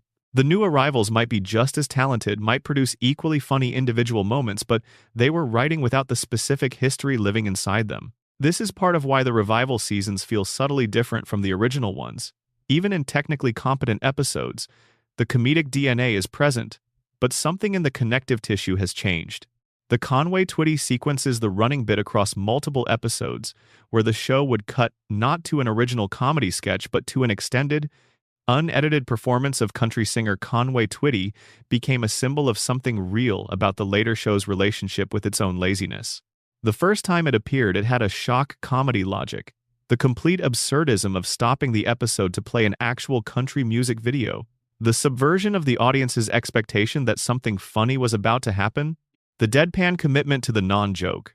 By the third or fourth appearance, the shock had worn off entirely, and what remained was just a long music video occupying airtime that was supposed to contain comedy. The writers seemed to believe that repetition could sustain or even amplify the comedy of an initially surprising choice. It doesn't work that way. Surprise is not a renewable resource. The first time a Conway-Twitty performance appears in the middle of a Family Guy episode, it's strange enough to be genuinely funny. The fourth time, it's just a Conway-Twitty performance playing, while the audience waits for the episode to resume. The gag became a symbol for critics and fans alike of a show that had run out of material and was filling time rather than generating content. The guest voice history of the show is vast and says something about its relationship with celebrity culture. Family Guy has hosted an enormous range of famous people across its run, from politicians to musicians to athletes to other creative figures. The logistics of these appearances are interesting in their own right. McFarlane's standing in Hollywood made certain calls possible that would have been impossible for a less well-connected show. But how guest appearances were integrated into the writing varied enormously. At its best, the show found specific comedic uses for specific people, using the gap between a celebrity's public persona and what they were willing to do on screen as its own kind of comedy. At its worst, episodes were built backward from a celebrity booking rather than forward from a creative idea, and the episodes felt accordingly thin. The structural quirk of generating cutaway gag content separately from main story content, maintaining a kind of library of disconnected gag ideas that could be plugged in wherever episodes needed, something is the origin of the criticism that Family Guy's cutaways feel interchangeable. The criticism is accurate because the cutaways were written to be essentially interchangeable from the beginning. They were designed as modular comedy units, not as organic extensions of specific stories. In the early seasons, there were enough of them, and the main stories were strong enough that the modular quality didn't matter much. In the later seasons, when cutaways were being used as a primary storytelling mechanism rather than supplementary material, the modularity became a structural problem. You could feel that the gags had arrived from somewhere else and been slotted in because they had. The show's self-awareness about its own issues, the fourth wall breaks that became more common in later seasons, the characters commenting on declining quality, the jokes about having been on too long, is interesting to think about from the perspective of what it accomplishes. Someone in the writer's room, presumably multiple people, was aware that these criticisms existed and was choosing to address them through the comedy itself. This is a defense mechanism. If we make the joke first, the criticism loses its sting. But meta-humor about self-awareness is not the same as self-awareness, and a joke about lazy writing is still a lazy joke. The show occasionally seemed to confuse being aware of its problems with having solved them. Patrick Warburton's one refusal, the single line he declined to deliver in over 25 years of voicing, Joe Swanson, is worth dwelling on, as an example of how the show's internal checks sometimes operated through individual actor decisions rather than through any systematic, creative process.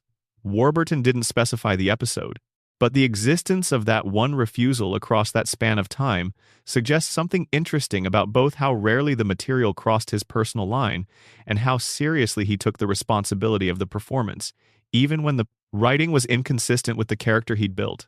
Section 8. The Banned Vault Episodes. Fox wouldn't air, and the long fight with the network. Family Guy's relationship with Fox across its 25-plus years is one of the more fascinating creative corporate dynamics in television history. It involves genuine animosity, real creative battles, a creator who publicly expressed his desire to be on any other network while continuing to produce the show that required him to stay, and several specific episodes that illuminate the tensions between what the show wanted to be and what the network would allow it to do. Partial Terms of Endearment is the definitive banned episode.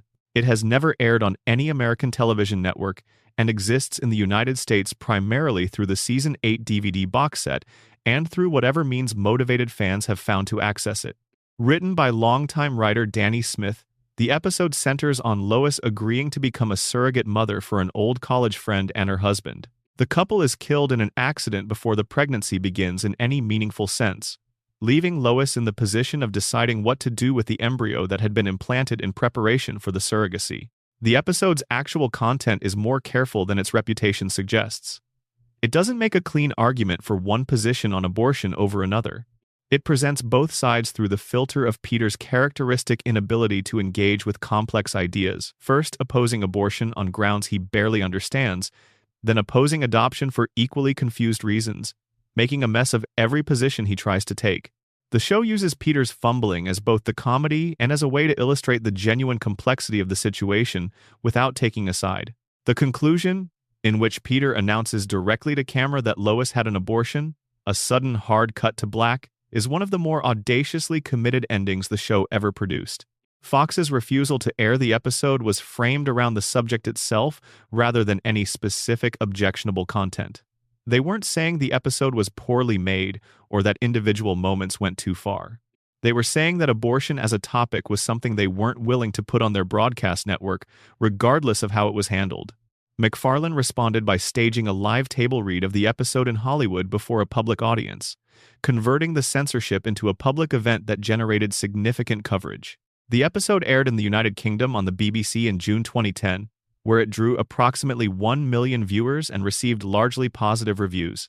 It remains unavailable for American streaming. Hulu, which carries Family Guy, does not include it. When You Wish Upon a Weinstein preceded this as the show's earlier censorship controversy. Originally intended to air in 2000, the episode was held by Fox for nearly 4 years due to concerns about its handling of Jewish stereotypes. The episode follows Peter, who has lost the family's money through characteristic foolishness, becoming convinced that Jewish people have a supernatural ability with finances, a stereotype the episode is designed to mock, by showing it operating through someone too foolish to understand what a stereotype is. Fox worried that the satirical intent would be lost, and that the episode would be read as endorsing the prejudice it was satirizing. The episode eventually aired on Adult Swim in 2003 and on Fox in 2004. Most viewers who encountered it found the satirical intent clearer than Fox's pre-broadcast anxiety had suggested, but the 4-year delay between creation and broadcast remains one of the more striking examples of a network being more nervous about satire than the satire itself warranted. The FCC received numerous complaints about Family Guy across its entire run, and the Parents Television Council, an advocacy organization dedicated to monitoring content they consider indecent, declared Family Guy the worst TV show of the week on at least 40 separate occasions across its history. The council filed FCC complaints about specific moments and pushed repeatedly for more aggressive content regulation of the show. MacFarlane's response to this pressure was consistently direct. He viewed content advocacy organizations as obstacles to creative freedom, said so publicly, and the show occasionally mocked these organizations directly in episodes. Whether this approach reduced the regulatory pressure or intensified it is a matter of perspective. MacFarlane's relationship with Fox News, the separate network that shared a corporate parent with Fox Broadcasting Company but operated with a very different editorial orientation, became increasingly strained as his own. Publicly stated political positions and Fox News's editorial direction moved in opposite directions. MacFarlane is openly liberal and openly atheist. He's been consistent about both positions across decades of public life.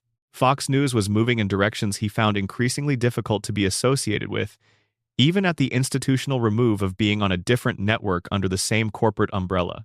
In 2021, MacFarlane made that frustration public in a way that violated the normal diplomatic protocols of the television business.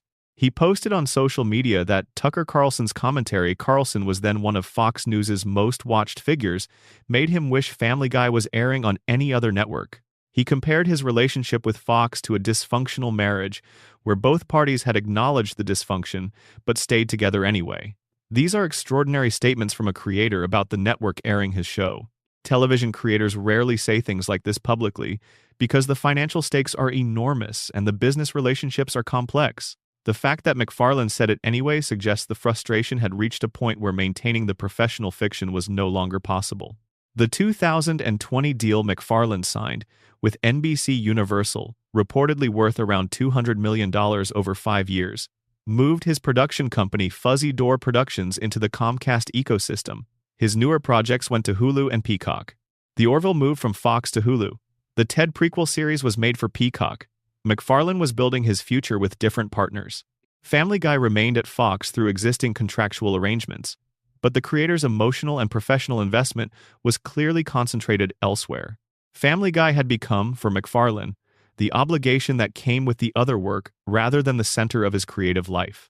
The scheduling demotion that moved Family Guy from Sunday nights, where it had lived for most of its history as part of the animation domination block, to Wednesday nights for the 2023 to 2024 season, was the network's visible signal about how they valued the show's current standing. Sunday night at Fox had been Family Guy's home for most of its existence, where it aired alongside The Simpsons and other animated comedies that anchored the lineup. Moving to Wednesday was acknowledging that the show was no longer an anchor property. The irony that Wednesday was where Family Guy had last aired in 2002, during its original troubled run before the first cancellation, was noted by fans who remembered the show's history.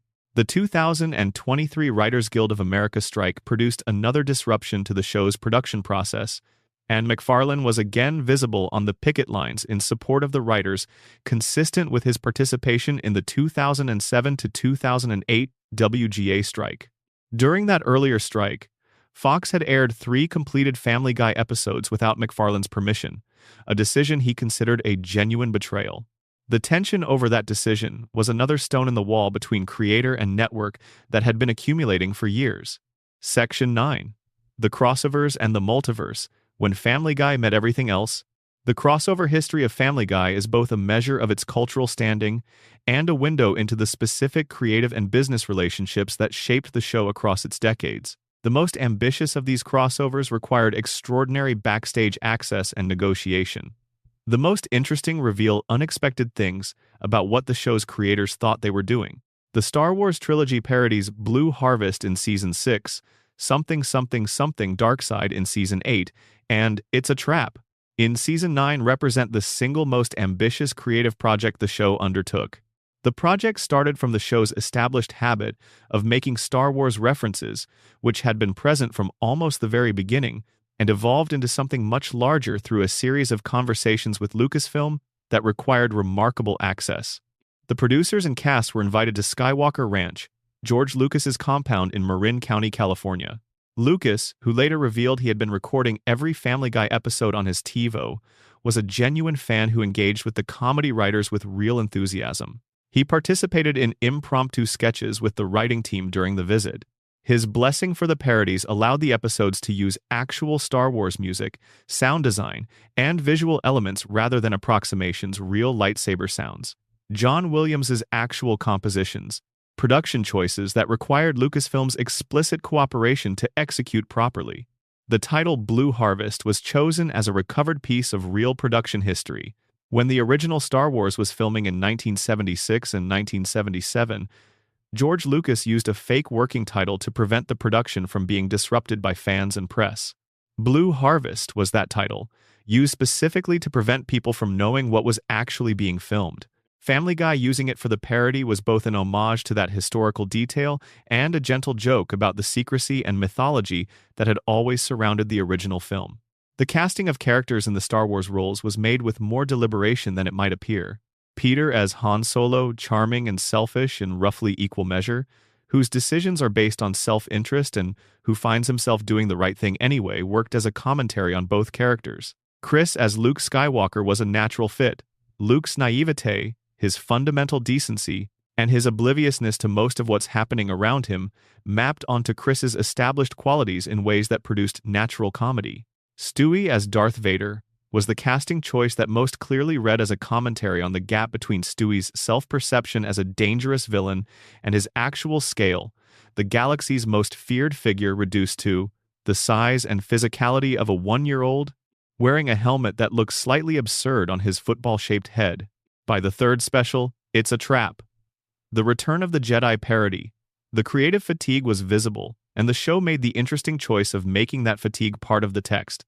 The episode opens with a title crawl that explicitly complains about having to make another one of these, expresses reluctance and exhaustion in the show's own voice, and has characters break character to note that nobody wanted to do a Jedi parody. The DVD commentary confirmed this wasn't just a comedic bit. The writers were genuinely tired of the format, and the opening crawl was their honest feeling expressed through the show's self-aware comic mode. It's a Trap is the only episode in television history that opens with the creative team apologizing for making it. The Simpsons crossover, The Simpsons Guy, airing in Season 13 was a different kind of creative event. Rather than parodying an external property, it brought Family Guy into direct contact with the show, against which it had always drawn the most complicated comparisons. Family Guy premiered a decade after The Simpsons established the template for adult animated family comedy, and comparisons between the two shows had been inevitable and occasionally unflattering to Family Guy's originality.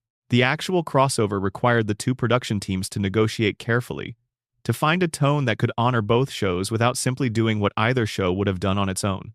The episode's resolution, a courtroom ruling that The Simpsons has a prior claim on the cutaway gag format within animated sitcoms, and that Family Guy therefore owes some kind of creative debt, is the show making an honest, somewhat self-deprecating joke about its relationship to its predecessor. Family Guy loses the argument. The joke is on Family Guy. This is a genuinely rare moment of the show subordinating its own pride to the logic of a comedic premise. And it works because it feels true rather than self-flagellating. The extended fight between Peter and Homer, which runs for a remarkably long and progressively more exhausting time, was the episode's most celebrated sequence, and the one that most clearly captured something real about what crossovers often are. Two different cultural entities grinding against each other until both are somewhat diminished. The fight goes on longer than it should by any conventional comedic standard, which is precisely the point. It's a joke about the fight itself, about the audience's wish for something like this to happen, and the reality of what it looks like when it does. The Road to the Multiverse episode in Season 8, where Brian and Stewie travel through multiple alternate versions of their world, represented a different kind of creative ambition, not borrowed from an external property, but generated entirely from within the show's own mythology. The alternate universes visited included a Disney-style animated version rendered in an extremely faithful approximation of classic Disney character design, a futuristic world where the timeline had been altered, a world where Christianity never developed, and technology had advanced centuries further, a world where dogs were the intelligent species in charge, and humans were pets. The episode was technically demanding in ways the show rarely attempted, requiring animators to reproduce different styles convincingly enough that the jokes worked. Most of them succeeded. It's one of the later season episodes that fans most consistently cite as evidence the show could still be genuinely inventive when it chose to be.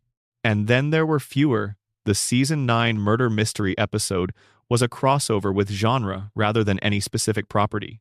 The show imported the structure of the classic British murder mystery: isolated characters, escalating suspicious deaths. A killer revealed and applied it with a seriousness that the show almost never employed. A recurring character, news anchor Diane Simmons, was revealed as the murderer and then killed by Stewie before she could harm Lois. The death was permanent. Diane Simmons has not returned. This stands as one of the show's few moments where it committed to a consequence and maintained it, which makes it notable precisely because such moments are so rare in the show's history. The American Dad crossovers moments where Roger, Stan, or other American Dad characters appear in Family Guy episodes, or vice versa, form their own small sub-mythology. MacFarlane has consistently resisted making the two shows share a single, unified fictional universe in any rigorous way, preferring instead to let crossover moments be self-aware jokes about the fact that both shows share an author. The Season 9 Star Wars parody's inclusion of Roger from American Dad was handled exactly this way. Stewie, playing Darth Vader, encounters Roger and reacts with genuine surprise, breaking character to comment on the strangeness of a character from a different show appearing. The joke acknowledges the shared creative origin without pretending the fictional universes are the same. Section 10b. The shock value shift when dark humor became just dark. There is an important and often blurred distinction between dark humor and shock value, and understanding that distinction is essential for understanding what happened to Family Guy across its history. Dark humor takes something uncomfortable or taboo and finds a way to make it funny through clever writing, unexpected angles, and intelligent construction. Shock value simply shows you something extreme and hopes that the extremeness itself generates a reaction. These are completely different things. And Family Guy went from being an expert practitioner of the first to a heavy reliant on the second over the course of its run. The early seasons of Family Guy were provocative in ways that were often genuinely clever. The show made jokes about religion, race, politics, sexuality, and death subjects that other primetime comedies were reluctant to touch, but it made those jokes through specific, well-constructed premises that had thought behind them. The offense was not the joke. The offense was the delivery mechanism for the joke. You could be offended by the subject matter and simultaneously recognize that the writing was sharp, that someone had done real creative work to find this particular angle on this particular topic. That combination, provocative and intelligent simultaneously, is what distinguished the early show from shows that were merely edgy. The Parents Television Council placed Family Guy on its worst shows list multiple times during the original run. The FCC received complaints about specific moments. The show attracted criticism from religious organizations, from advocacy groups of various kinds, from media commentators who found it irresponsible. And MacFarlane and the show's writers mostly shrugged at this criticism because they had confidence that what they were doing was legitimate satire rather than gratuitous provocation. In the later seasons, that confidence produced something more complicated. The show continued pushing into provocative territory, but the intelligence that had previously accompanied the provocation became more intermittent. Episodes began relying on graphic content, increasingly detailed violence, extended gross-out sequences, humor organized primarily around shocking the audience rather than surprising them. There's a crucial difference between being surprised by a joke and being shocked by an image. Surprise is a cognitive experience that produces laughter. Shock is a physical experience that produces discomfort. The show was generating more shock and less surprise. The violence in particular escalated in ways that crossed a line between cartoon exaggeration and something genuinely unpleasant. Injuries became realistic in ways they hadn't been in the early seasons.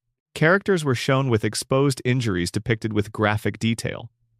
The The show moved from the harmless physical comedy of classic animation toward content that felt designed to make the audience wince rather than laugh. And because Family Guy's characters don't have the moral weight to carry genuinely dark content, they're not serious enough as people to make their suffering meaningful. The graphic content landed wrong. It wasn't dark in the way that real drama is dark, where suffering matters because we care about the characters. It was dark in the way that exploitation content is dark, gratuitous rather than purposeful. The gross-out humor followed a similar trajectory. In the early seasons, the show might include a quick, gross moment as a small component of a larger joke, a brief amplification of something already happening, used to punctuate a scene rather than to replace it. In the later seasons, entire sequences were built around bodily functions and graphic medical situations that had no punchline beyond, "This is disgusting." The show seemed to mistake the audience's discomfort for engagement, to read the cringe as equivalent to laughter. These are different things. A person cringing isn't laughing. Making someone uncomfortable isn't the same as entertaining them.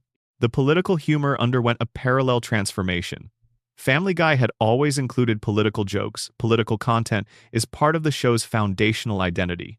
But in the early seasons, the political humor was relatively balanced in the sense that it was subordinate to the comedy. The jokes happened to have political content rather than being political statements that happened to have jokes attached. The show took positions, yes, but the priority was always the laugh rather than the argument. After the revival, particularly as Brian's political function grew in prominence, the priority shifted. Episodes began centering on political arguments rather than on comedy that included political observations. The show's liberal perspective, always present but previously held lightly, became more strident. Jokes that were tied to specific political figures or specific moments in the news cycle aged poorly almost immediately. A great joke about the human condition is still funny 20 years later because the human condition doesn't change.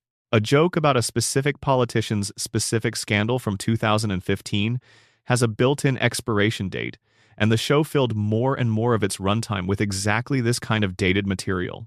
The fourth wall breaking that became pervasive in the later seasons is worth understanding as its own symptom of the shock over intelligence problem. Breaking the fourth wall, having characters acknowledge they're in a TV show, address the audience directly, comment on the show's own creative failures was used rarely and strategically in the early seasons. When it appeared, it surprised. In the later seasons, it became routine, a default tool the writers reached for when they didn't have anything better. Peter would talk directly to the camera about the show's declining ratings. Characters would comment on the laziness of a specific joke they'd just told. The show would make self-deprecating jokes about having been on too long. Some viewers found this self-awareness charming evidence that the people making the show were aware of the criticism and could take it with humor. But self-awareness about a problem is not the same as addressing the problem. Making a joke about how tired the Conway Twitty bit is doesn't make the Conway Twitty bit less tired. Acknowledging that you've been relying on cutaways doesn't make your cutaways more interesting. The jokes about the show's own failures were, ultimately, just more jokes. They occupied the same airtime that could have been used to make the show better, and they suggested that the creative team had chosen accommodation over improvement. The overall effect of this shift over many seasons was to change Family Guy's relationship with its audience in a fundamental way. The early show made a specific kind of demand on viewers. Keep up, pay attention, catch the references, appreciate the craft. The later show made a different demand. React.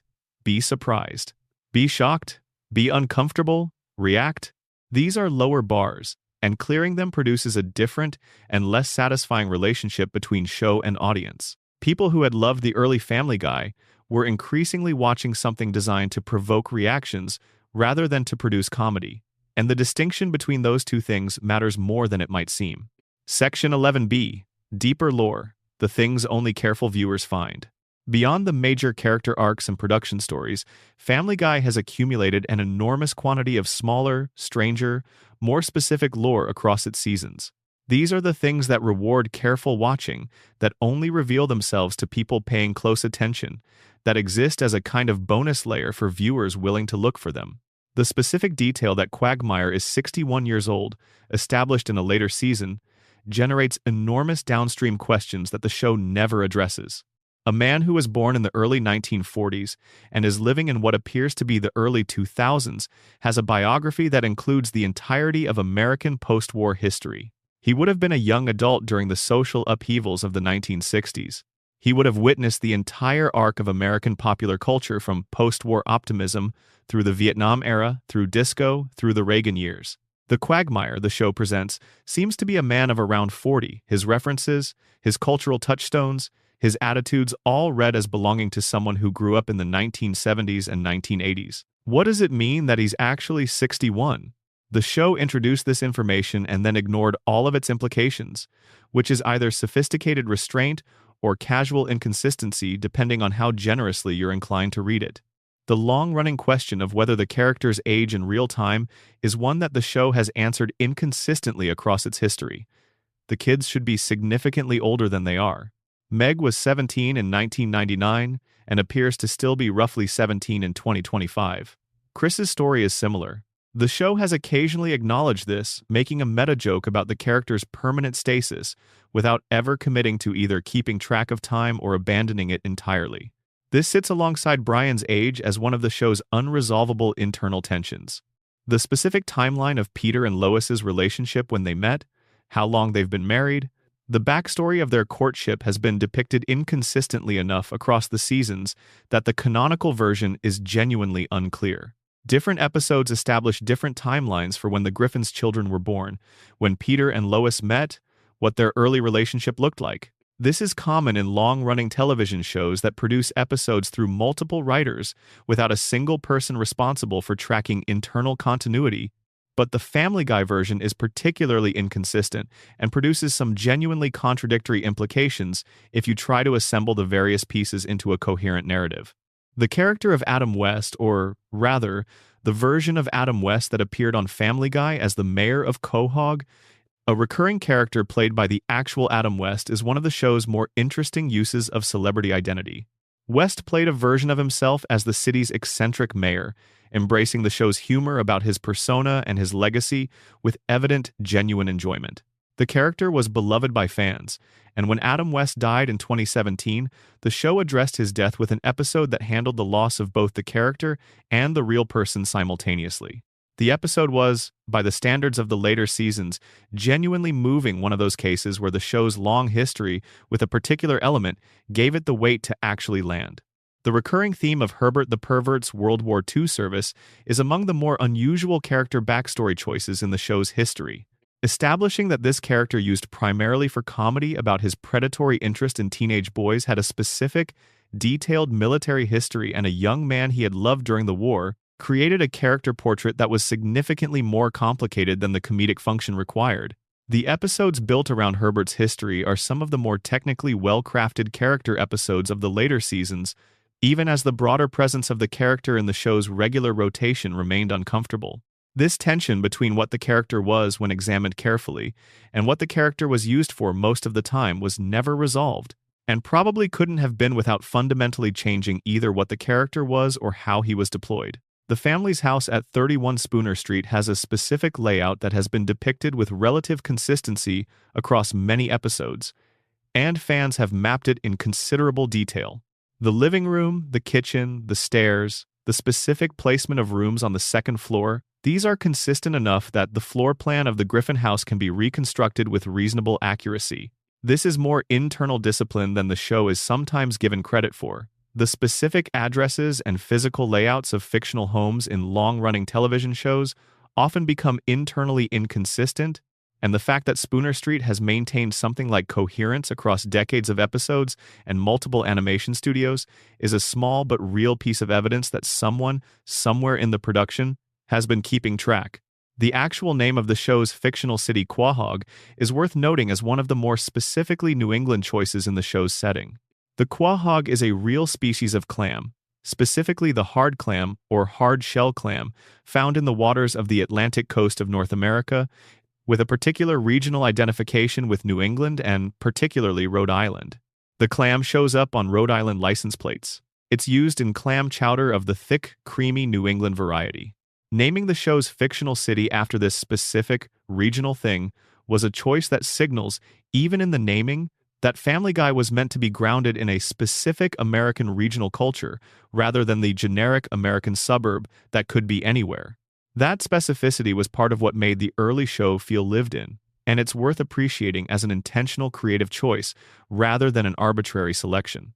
The show's relationship with its own music is another underexplored area of appreciation. Family Guy has produced an enormous quantity of original musical content across its run, original songs, parody songs, Broadway-style production numbers, and much of this material is significantly better crafted than casual viewers tend to notice. MacFarlane's own musical background and genuine enthusiasm for the tradition of American popular song is visible in the show's musical content in ways that the comedy doesn't always require. The You Have AIDS song, the Bird is the Word sequence, the production numbers in various holiday episodes, these are created with real musical intelligence, not just thrown together as accompaniment to visual gags. The show won an Emmy for Outstanding Original Music and Lyrics for the Season 3 episode Brian Wallows and Peter's Swallows, which contained a song sequence that MacFarlane himself has credited substantially to. Episode director Dan Povenmire. The specific nature of how the show handles its recurring background characters is another small but interesting area of internal lore. Quahog has a population of people who appear regularly in the background of scenes at the Drunken Clam, at the grocery store, at town meetings who have never been named or given lines, but who are visually consistent across many episodes. These unnamed background characters are a form of world building that most viewers don't consciously register, but that contributes to the sense of Quahog as a real place with a real population. The show has also given a few of these background figures occasional speaking roles or specific moments, rewarding viewers who had been paying close enough attention to recognize them. The evil monkey mythology within the fandom grew to genuinely elaborate proportions before the show resolved it, and the theories fans developed about the monkey's nature and purpose are themselves a piece of the show's cultural history. Some theories propose that the monkey was a manifestation of Chris's anxieties, literally a product of his imagination, visible only to him, representing the fears and pressures of adolescence in monstrous form. Others propose that the monkey was a time traveler, or a creature from another dimension, or the ghost of a previous tenant of the Griffin House. The show's actual answer was none of these things, and the gap between the fan-generated mythology and the actual resolution is itself a story about what audiences do with ambiguity when the thing creating the ambiguity is particularly effective at its job. Section 10. The man behind the curtain: Seth MacFarlane's life, his near-death, and what he really wanted.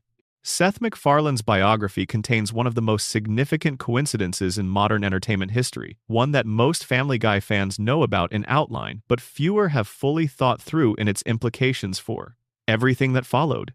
On the morning of the 11th of September, 2001, MacFarlane was supposed to be on American Airlines Flight 11, departing from Logan Airport in Boston, bound for Los Angeles. He had given a speech at the Rhode Island School of Design the evening before a return to his alma mater, the kind of event that's both gratifying and faintly strange. Going back to the place where you became yourself. His travel agent had communicated the wrong departure time. He arrived at the airport after final boarding had closed. He was turned away from the gate. At 8:46 a.m., American Airlines Flight 11 was flown into the North Tower of the World Trade Center.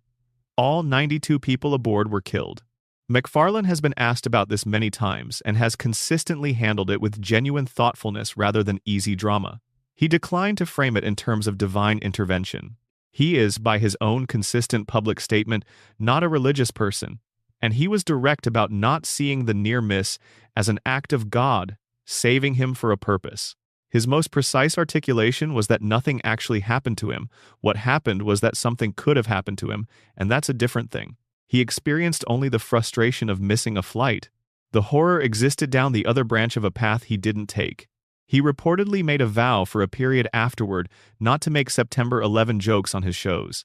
That vow was eventually broken, as such vows tend to be when the passage of time shifts material from raw wound to historical event, and several Family Guy episodes have included September 11 references in the years since, handled with the show's characteristic mix of irreverence and genuine awkwardness about how to treat the subject. The biographical detail sits quietly behind everything else in MacFarlane's career. It's there in the background of every creative choice he made in the years that followed, in the urgency with which he pursued multiple simultaneous projects. in the variety of directions he chose to work in the sense that one of the people who built one of the most financially successful shows in animated television history has never been quite content to simply be the person who built it. The Orville is the project that most clearly reveals what McFarlane values when he has genuine creative freedom. It's a science fiction series, in the tradition of classic Star Trek, optimistic, earnest, organized around moral questions and human connection, willing to be sincere in ways that adult animation comedy by definition resists. McFarlane creates it, writes many of the episodes, directs, and stars in it. The show began on Fox in 2017 and moved to Hulu in 2019, where it found a different and arguably better home for what it was trying to do. The Orville runs on a completely different emotional register from Family Guy. It's patient rather than rapid fire. Its warmth is earned through story rather than assumed through formula. It's genuinely invested in the moral questions it raises, rather than using moral questions as setups for jokes about them. McFarlane has described it in various interviews as the show he actually most wants to make, the one where his passion for classic science fiction storytelling can operate without the commercial pressures that shape animated comedy. The contrast between The Orville's earnestness and Family Guy's cynicism illuminates something important about the gap between what McFarlane was hired to make and what he would make if given a completely free hand. His music career deserves more attention than it usually receives in discussions of his work. McFarlane has a genuine baritone voice, well suited to the traditional pop and jazz standards he records, and his 2011 debut album, Music is Better Than Words, debuting at number 2 on the Billboard 200 chart, was not a vanity project, finding accidental success. He has real taste in this material, real knowledge of its history, real love for the era of American popular music it represents. His Brian Griffin character with the dry martinis, the jazz records, the affected literary tastes is continuous with McFarlane's own genuine enthusiasms. Brian's tastes are his creator's tastes, filtered through a talking dog. The character is autobiographical in ways that go deeper than just the political opinions. The NBC Universal deal of 2020, approximately $200 million over 5 years for Fuzzy Door Productions, was the clearest possible signal about where McFarlane's future was being built. The deal moved his production output primarily to Comcast-owned platforms. The Orville moved to Hulu. The Ted prequel series, launched in 2024 on Peacock, extended the franchise he'd built with the 2012 film, which earned over $500 million globally on its first entry alone. McFarlane was investing his creative energy and his production company's resources in projects that had nothing to do with Fox. Family Guy remained at Fox through existing contractual arrangements. It continued to be made, but the creator's emotional investment was clearly concentrated elsewhere. Family Guy had become, for McFarlane, the thing that connected him to a network he'd publicly said he wished he could leave, generating revenue he could use for causes he cared about, particularly environmental conservation, through organizations like the Rainforest Trust, while requiring relatively little of his direct creative attention. This is a dramatically different relationship to a show than the one McFarlane had with Family Guy in 1998, when he was 24 and pitching a 15-minute pilot to Fox, and this was the whole of his ambition made visible. The April 2024 interview in which McFarlane discussed the show's continued existence is revealing precisely in what it doesn't say. He spoke about the show making people happy. He spoke about the revenue it generates, funding causes he cares about.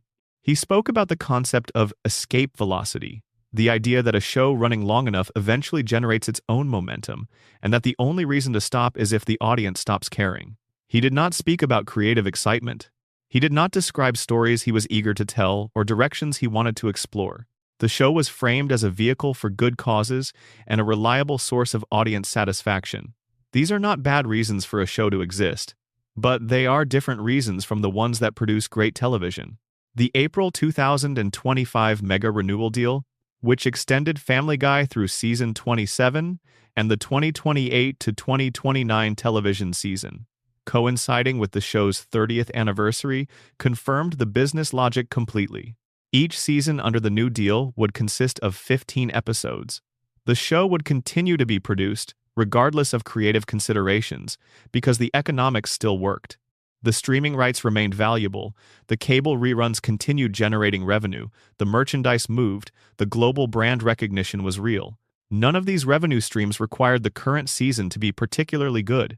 They ran on the accumulated value of what the show was during its best years, and that accumulated value was apparently sufficient to justify continued production indefinitely. There's something interesting and somewhat melancholy about this. The early seasons, the ones that built the brand, attracted the audience, established the characters, were made by people who believed intensely in what they were making. The belief produced the quality built the audience built the brand now sustains the show's continued production, even as the belief that originally animated it has long since dispersed and changed.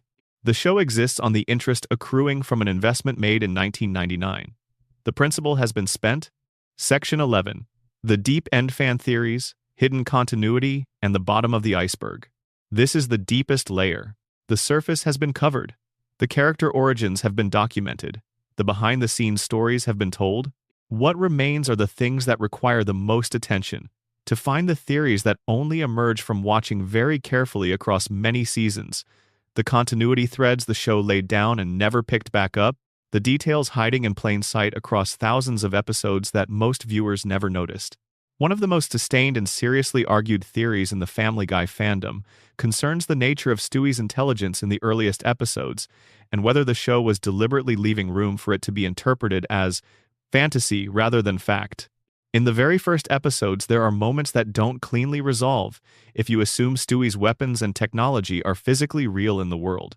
Ray guns appear in some scenes and seem to vanish between scenes without any in-show explanation. Characters react to Stewie's physical presence as if he's a normal baby, even in situations where, if his inventions were real, their reality would demand acknowledgement. These could be animation errors or simple continuity mistakes, the kind of thing that happens in any production when different people are working on different episodes without perfect tracking of internal details. But a section of the fandom has built a thoughtful theory around them, that the show's original intention was to leave open the possibility that Stewie's elaborate villain persona was a function of his own imagination overlaid on ordinary infant experience. That what the audience was watching was a baby's fantasy life, made visible, while the characters around him saw only a normal child. This theory doesn't survive the show's later canon. The time machine's effects on the physical world, Stewie's inventions interacting with other characters in ways that are clearly real within the story's logic, but it's a genuinely interesting reading of the earliest episodes, and it suggests a stranger, more ambiguous show that Family Guy might have been if it had pursued that direction. Brian's actual age relative to dog lifespans is one of the show's most consistently ignored internal tensions. Labrador retrievers typically live 10 to 12 years. Brian has been established as approximately 8 years old within the show's internal timeline. The math suggests Brian is approaching the end of what would be a normal canine lifespan. The show acknowledged this exactly once, a brief, dark comic moment in Brian's A Bad Father, where Brian reflects on canine mortality before the scene moves on. The moment arrives and disappears like a stone dropped into water, the ripples barely visible before they're gone. Fans who noticed it have noted that it represents the show's awareness of an internal problem it has chosen not to address. The question of Lois Griffin's musical past is one of the show's most consistently underexplored rich veins of character material. Lois plays piano and apparently played it quite seriously at some point before her marriage to Peter. Various early season episodes referenced a musical life that the later seasons mostly ignored. The portrait of a woman who gave up genuine artistic ambitions to raise a chaotic family is one the show had real material for, but never committed to telling. The few episodes that engaged with it, where music reconnected Lois to something she'd put away, where she performed in ways that revealed talent and investment, were among the most compelling Lois-centered stories the show produced. The later seasons mostly left this thread alone. The Pewterschmidt family backstory, Lois's wealthy patrician family headed by the hostile Carter Pewterschmidt, contains more unexplored territory than the show ever seriously excavated.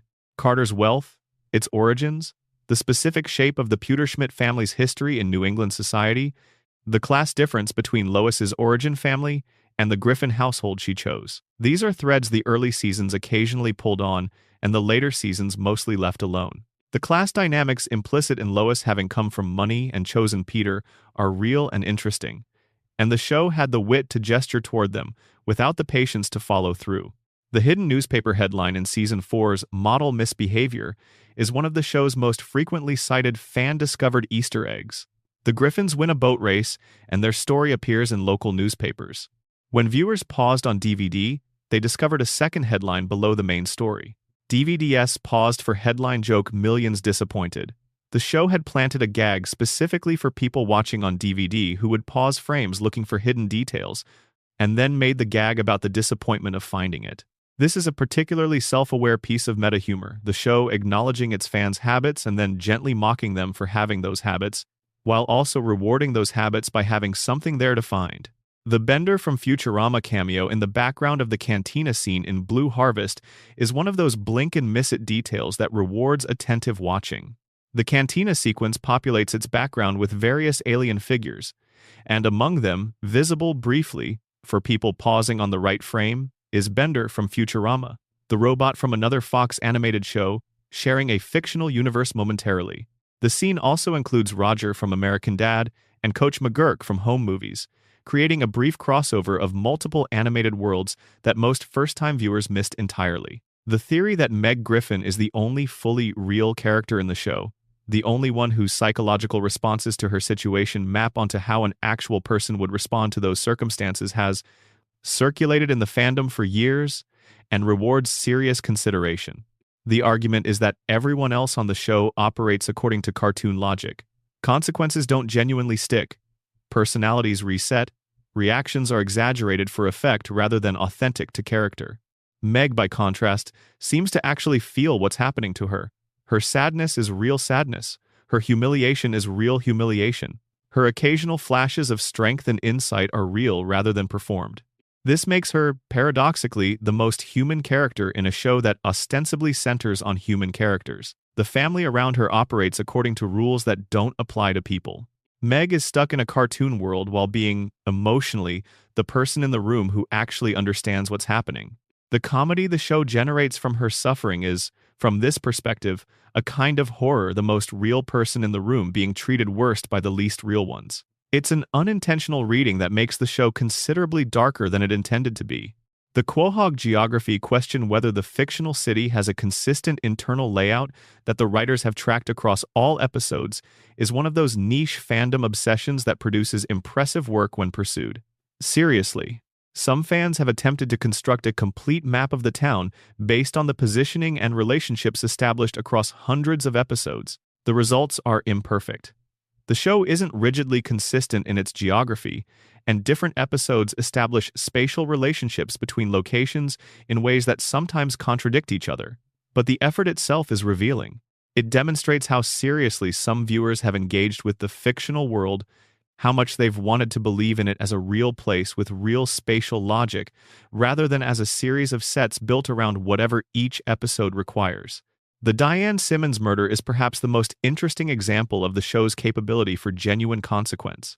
A character who had been present in the show since its earliest seasons, a recurring presence, part of the fabric of the fictional town, was killed permanently in a single episode and has never returned. The show treated it as real. The writers honored it as real. It's the exception that illuminates the rule. Family Guy is capable of maintaining consequences when it chooses to. The question of why it chooses to do so rarely is answered partly by business logic. Killing recurring characters permanently reduces flexibility, and partly by something in the show's creative culture that prefers the safety of the reset button to the challenge of actually living with what its stories have done. The specific detail about Stewie's true American accent revealed in one episode, when he speaks without his cultivated British affectation, is a piece of character lore that the show mentioned and then abandoned. The voice underneath the performance is high-pitched and childish, and completely unlike the Rex Harrison-influenced theatricality the character normally projects. The implication that the British accent was deliberately adopted, rather than naturally occurring, opens an enormous range of character questions. When did Stewie decide to speak this way? How old was he when he made the choice? What does he think the accent accomplishes? What would the character be like if he dropped it? The show looked at all of these questions and walked past them, which is a shame, because they're genuinely interesting. The Back to the Pilot episode's time travel conceit produced one of the most interesting pieces of self-criticism in the show's later history. When Brian and Stewie visit the events of the first episode, the past Brian they encounter is immediately, visibly uncomfortable around the present Brian. Past Brian appears to assess the future version of himself and not like what he sees.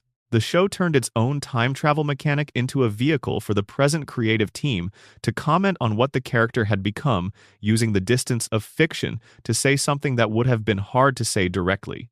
It's one of the later season's more honest moments, even if it changed nothing about the trajectory of the character being criticized. Section 12. The legacy: what this show left behind and where it lives. We've reached the bottom. The deep, cold quiet, where all the accumulated weight of everything above presses down. From this depth, looking upward through the layers we've descended, the picture of Family Guy that comes into focus is more complicated, more layered, and more interesting than either its most passionate defenders or its most committed critics usually allow. The show at its best was something genuinely remarkable. It created a form of comedy that hadn't existed before it arrived, not in its individual components, which all had precedence, but in the specific combination. The cutaway structure applied at this scale and with this particular flavor of humor. The character dynamic of the Griffin family, organized around the tension between genuine love and genuine dysfunction.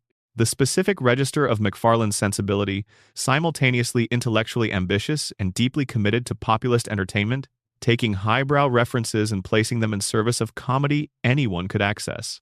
The show's first 3 seasons are genuinely brilliant, and they remain brilliant regardless of everything that came after. The show's influence on subsequent animation is difficult to fully measure. The grammar of adult animated comedy in the years following Family Guy's success included its DNA, whether any given show was trying to follow its model or deliberately diverging from it. The rapid-fire cutaway, the self-aware meta-commentary, the willingness to break from story, to make a joke and return as if nothing happened.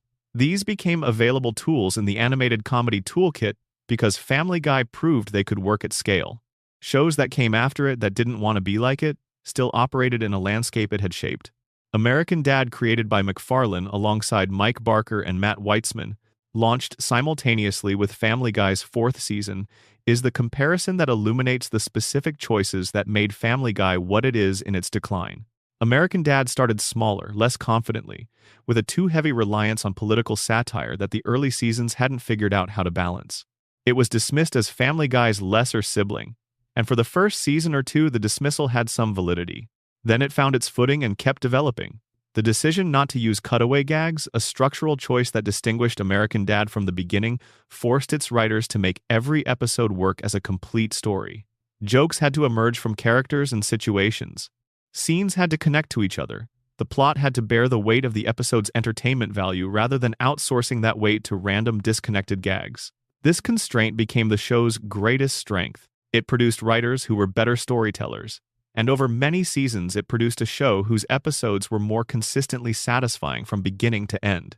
Stan Smith's evolution from one-dimensional conservative caricature to genuinely complex protagonist, stubborn, often wrong, capable of cruelty, also capable of genuine love and genuine growth, is one of the more impressive character developments in adult animation. He's been allowed to actually change across the show's run, to learn from things that happened to him, to become different from who he was, without losing the qualities that made him recognizable. Contrast this with Peter Griffin, who becomes progressively more extreme across the seasons without any genuine development, who repeats the same patterns without the slight modification of having internalized any previous consequence. Roger the Alien represents American Dad's single greatest creative achievement and the sharpest demonstration of what a genuinely original character concept can sustain when the writers are committed to following it. Roger's defining quality is his ability to adopt completely different personas, different names, appearances, backstories, personalities in each episode. This concept has literally infinite potential. Every episode can introduce a new Roger who has never existed before. The character is simultaneously completely stable. There's always a core Roger underneath all the personas and completely flexible, constrained only by the writer's imagination. Roger never got stale because he was specifically designed to never get stale. Compare this to what happened with Stewie's concept, which was also original and also rich, but which the writers decided had been exhausted after far fewer seasons than Roger's concept has now sustained. The ratings comparison is stark and unambiguous. Family Guy declined from nearly 8 million viewers at its revival peak to barely 700,000 by season 23. American Dad declined more gradually and maintained creative quality through its network transition to TBS. The data supports the creative argument. An audience that leaves is an audience that has processed something accurate about the show. People don't abandon shows they love unless something has genuinely changed. The Family Guy audience didn't abandon it because they stopped wanting animated comedy. They abandoned it because the specific show they had loved was no longer being made. The April 2025 renewal through season 27 confirms that Family Guy will continue to be produced until the business mathematics change. The streaming rights are valuable. The reruns generate revenue. The merchandise moves. The brand is recognized globally. None of these revenue streams require the current season to be particularly good. They run on the accumulated value of what the show was during its best years, and that accumulated value appears sufficient to justify continued production indefinitely. What's left in the show that's worth finding, even now, are the moments when the writers or the actors or the direction remembers something true about these characters. The moments when Peter is recognizably the Peter of the early seasons, foolish but not cruel, confused but not malicious, loving his family in the incompetent way that defined him when the show was at its best. The moments when Brian is genuinely Brian rather than a collection of satirical complaints. The moments when Stewie's engineering brilliance lights up briefly in service of something other than sentiment. These moments exist in the later seasons. They're scattered and they're rare, but they exist, and their existence proves something important. The show knows who these characters are. The writers haven't forgotten. The actors haven't forgotten. The original blueprint is still accessible to everyone involved. The tragedy of the decline isn't that the show lost the ability to be what it was. It's that it made choices, season by season, that moved it away from what it was towards something easier and more extreme and less careful. Those choices weren't irreversible. They were just never reversed. The town of Quahog, Rhode Island, fictional but specific, real in the way that deeply imagined places are real, is still there in the cultural imagination. The Drunken Clam still serves its regulars. The Griffin House at the end of Spooner Street still has its dysfunctional family inside. Stewie still has his football-shaped head and his bedroom full of blueprints. Brian still has his unfinished novel and his dry martinis. Peter still has his friends and his beer and his inexhaustible capacity for creating problems. Lois still tries to hold it all together against odds that never get any better. These people exist because millions of people cared enough about them to keep them alive through 2 cancellations and across more than 25 years. That caring was real. What the caring was originally in response to the specific, sharp, warm, strange comedy of the show at its best lives in the episodes themselves, and it doesn't expire. Seasons 1 through 3 of Family Guy are as funny now as they were when they first aired. They contain a genuine creative vision. They represent a young creator at the beginning of something, bursting with ideas and enthusiasm for a world he had just built, surrounded by writers who were equally invested in making something that mattered. That version of the show is still there. It can still be found, and it's worth finding. The Iceberg goes as deep as you want to follow it. We've covered the surface facts, the character origins, the behind-the-scenes stories, the cancellations and revivals, the banned episodes and network fights, the crossovers and the fan theories and the hidden details. We haven't touched every corner. Every season has its own archaeology. Every character has threads we haven't pulled. The show has been on long enough and generated enough material that you could spend years in it and still find new things to discover. What sits at the absolute deepest point in the coldest and most quiet water is something simple and somewhat melancholy. This show was made, in the beginning, by someone who had something specific to say, who was 24 years old and had a vision and an opportunity and the talent to make something genuinely new. That something genuinely new existed for 3 seasons and scattered itself across the years that followed, surfacing occasionally in brilliant episodes and then submerging again. It can still be found. It's worth finding. That's the Family Guy iceberg, everything we could carry back up from the bottom. Thank you for spending this time here. If you made it all the way through, leave a like on the video if you want to. Subscribe if you haven't yet. It genuinely helps more than you might think. And drop a comment what surprised you most. What piece of this lore did you not know before tonight? What do you think sits even deeper than where we went? I'll be back soon with another one of these. More strange television, more hidden lore, more nights going further than any reasonable person needs to go. Sleep well. Section 12B, The Road to Episodes, the best recurring format and why it worked. Among all of Family Guy's recurring structural concepts across its entire run, the Road to episodes, the adventures Brian and Stewie take together in various exotic or impossible settings, represent the closest the show has come to a consistently reliable format for quality. Not every Road to episode is brilliant, but the best of them stand alongside anything in the show's history. And understanding why the format worked for so long reveals something important about what Family Guy needed to be at its best. The first Road to episode was Road to Rhode Island in Season 2, in which Brian and Stewie travel cross-country after being stranded at an airport, encountering various adventures along the way. The episode worked because it put two characters with excellent chemistry, the sardonic intellectual dog and the hyper-articulate baby villain, into a situation that required them to depend on each other and actually talk to each other rather than just existing in the same scenes. Road trips create intimacy. Being stuck with someone in a car or on a plane or walking across an unfamiliar landscape generates a specific kind of conversation that doesn't happen in comfortable domestic settings. The format gave Brian and Stewie room to be people rather than just functions. What the best Road to episodes do is find a specific, conceptual location that generates its own comedy, while also revealing something about the characters who find themselves there. Road to Europe sent them to various European countries in ways that played with cultural stereotypes, while also giving Stewie and Brian's specific personalities something to react to. Road to the North Pole turned a Christmas trip into something much darker and stranger than the holiday premise suggested, using the adventure format to address what Stewie and Brian actually are to each other. Road to the Multiverse used the alternate universe concept to do genuinely inventive things with animation style and genre expectation. These episodes were, at their peaks, the show operating at something close to its original creative ambition. The format worked for several reasons that apply beyond just these episodes. It removed the central characters from their normal domestic setting, which freed them from the patterns of behavior that had become established and calcified in the regular episodes.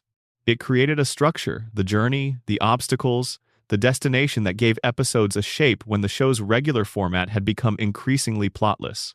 It required genuine interaction between two specific characters rather than substituting cutaway gags for character development. And it consistently produced, in the musical sequences that became a hallmark of the format, some of the show's most technically impressive and genuinely moving content. The Brian-Stewie dynamic at the heart of these episodes is the closest Family Guy ever came to having something like a genuine emotional center in its later seasons. Whatever was happening to both characters in their individual storylines, Brian becoming more insufferable, Stewie becoming softer, the Road to format consistently drew out better versions of both of them. In these episodes, Brian was genuinely witty and genuinely caring.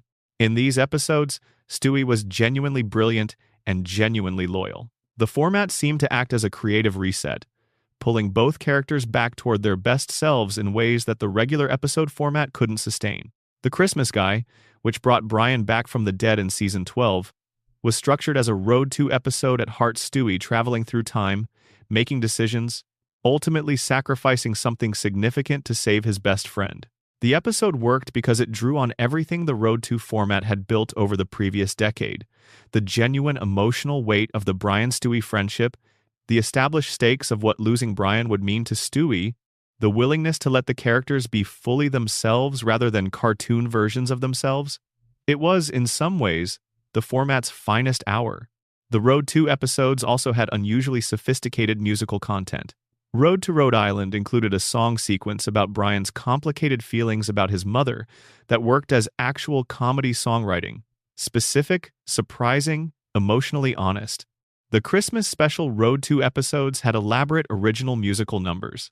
Road to Germany, a parody of wartime travel adventures, had its own musical content that engaged with the genre being parodied with genuine intelligence. The show's music team seemed to bring more to these episodes than to the regular output, as if the Road to label was a signal to everyone involved to try harder. What the Road to format ultimately represents in the show's history is a proof of concept for what Family Guy could have been if it had prioritized character and story over cutaway gags and shock content. These episodes have real plots. They have character development that, in the best cases, actually matters. They treat Brian and Stewie as people rather than as joke delivery systems. They require the writing to do actual work rather than relying on the format's structural crutches. and they consistently produce the show's highest quality content in its middle and later seasons. The lesson they taught was one the show's regular format consistently refused to apply. Section 13. What Meg could have been, the road not taken. The version of Meg Griffin that exists in scattered episodes across the show's history, the Meg who gets actual storylines, who shows genuine competence and strength, who has the saxophone talent revealed in The Simpsons crossover, who demonstrates real emotional intelligence in Peter's sister, suggests a character who could have been one of the show's most interesting. Understanding what Meg could have been requires looking carefully at the moments when the writers remembered she was a person rather than a function. The Simpsons crossover episode, The Simpsons Guy in Season 13, gives Meg a storyline with Lisa Simpson that is completely unlike anything else in the show's treatment of the character during that era. Lisa, recognizing Meg's intelligence and sensitivity, encourages her. She helps Meg discover that she has genuine musical talent, specifically talent for the saxophone that mirrors Lisa's own instrument. The two of them form a genuine friendship in the episode, and the friendship is treated with warmth and dignity. Meg has someone who sees her. Lisa has someone who matches her emotional intelligence. It's a real connection between two well-developed characters, and watching it is almost jarring if you're used to how the show normally treats Meg. Dial Meg for Murder in Season 8 sent Meg to prison after a series of plot events, and when she returned, she was different, tougher, more confident, less willing to simply absorb mistreatment without response. The episode played this for comedy, but the comedy came from Meg being competent and strong rather than from her being humiliated. For the duration of the episode, she was the character in the room with the most authority and the most genuine capability. The reset button was pressed by the next episode, but Dial Meg for Murder proved the point that Meg was interesting when written as a full character. Peter's sister in Season 14 stands as probably the most thoughtful treatment of Meg's situation in the entire run. The episode revealed that Peter's own sister had bullied and abused him when they were growing up, establishing a cycle of abuse that explained, without excusing, why Peter treats Meg the way he does. Meg learns about this history and, rather than using it as a weapon, responds with genuine compassion and understanding. The episode gave both characters real emotional depth and reached a resolution that felt genuinely earned. Peter and Meg reconciled in a way that had weight, that suggested that maybe things could actually be different. And then the very next episode returned to business as usual. Peter was cruel to Meg again. The reconciliation had happened and been forgotten. The reset button was pressed so definitively that the previous episode's events might as well not have occurred. This pattern, the breakthrough that changes nothing, is the most damaging recurring dynamic in Family Guy's treatment of Meg, and it's worth examining what it communicates to the audience repeatedly watching it happen. The show understood on some level that what it was doing to Meg was wrong. The Peter's sister episode wouldn't exist if the writers didn't understand this. The Simpsons crossover storyline wouldn't exist. The Seahorse-Seashell Party confrontation wouldn't exist. These episodes are evidence of the show's awareness. But awareness without action is its own kind of cruelty. Demonstrating that you know something is wrong and continuing to do it anyway is a different kind of wrong from simply not knowing.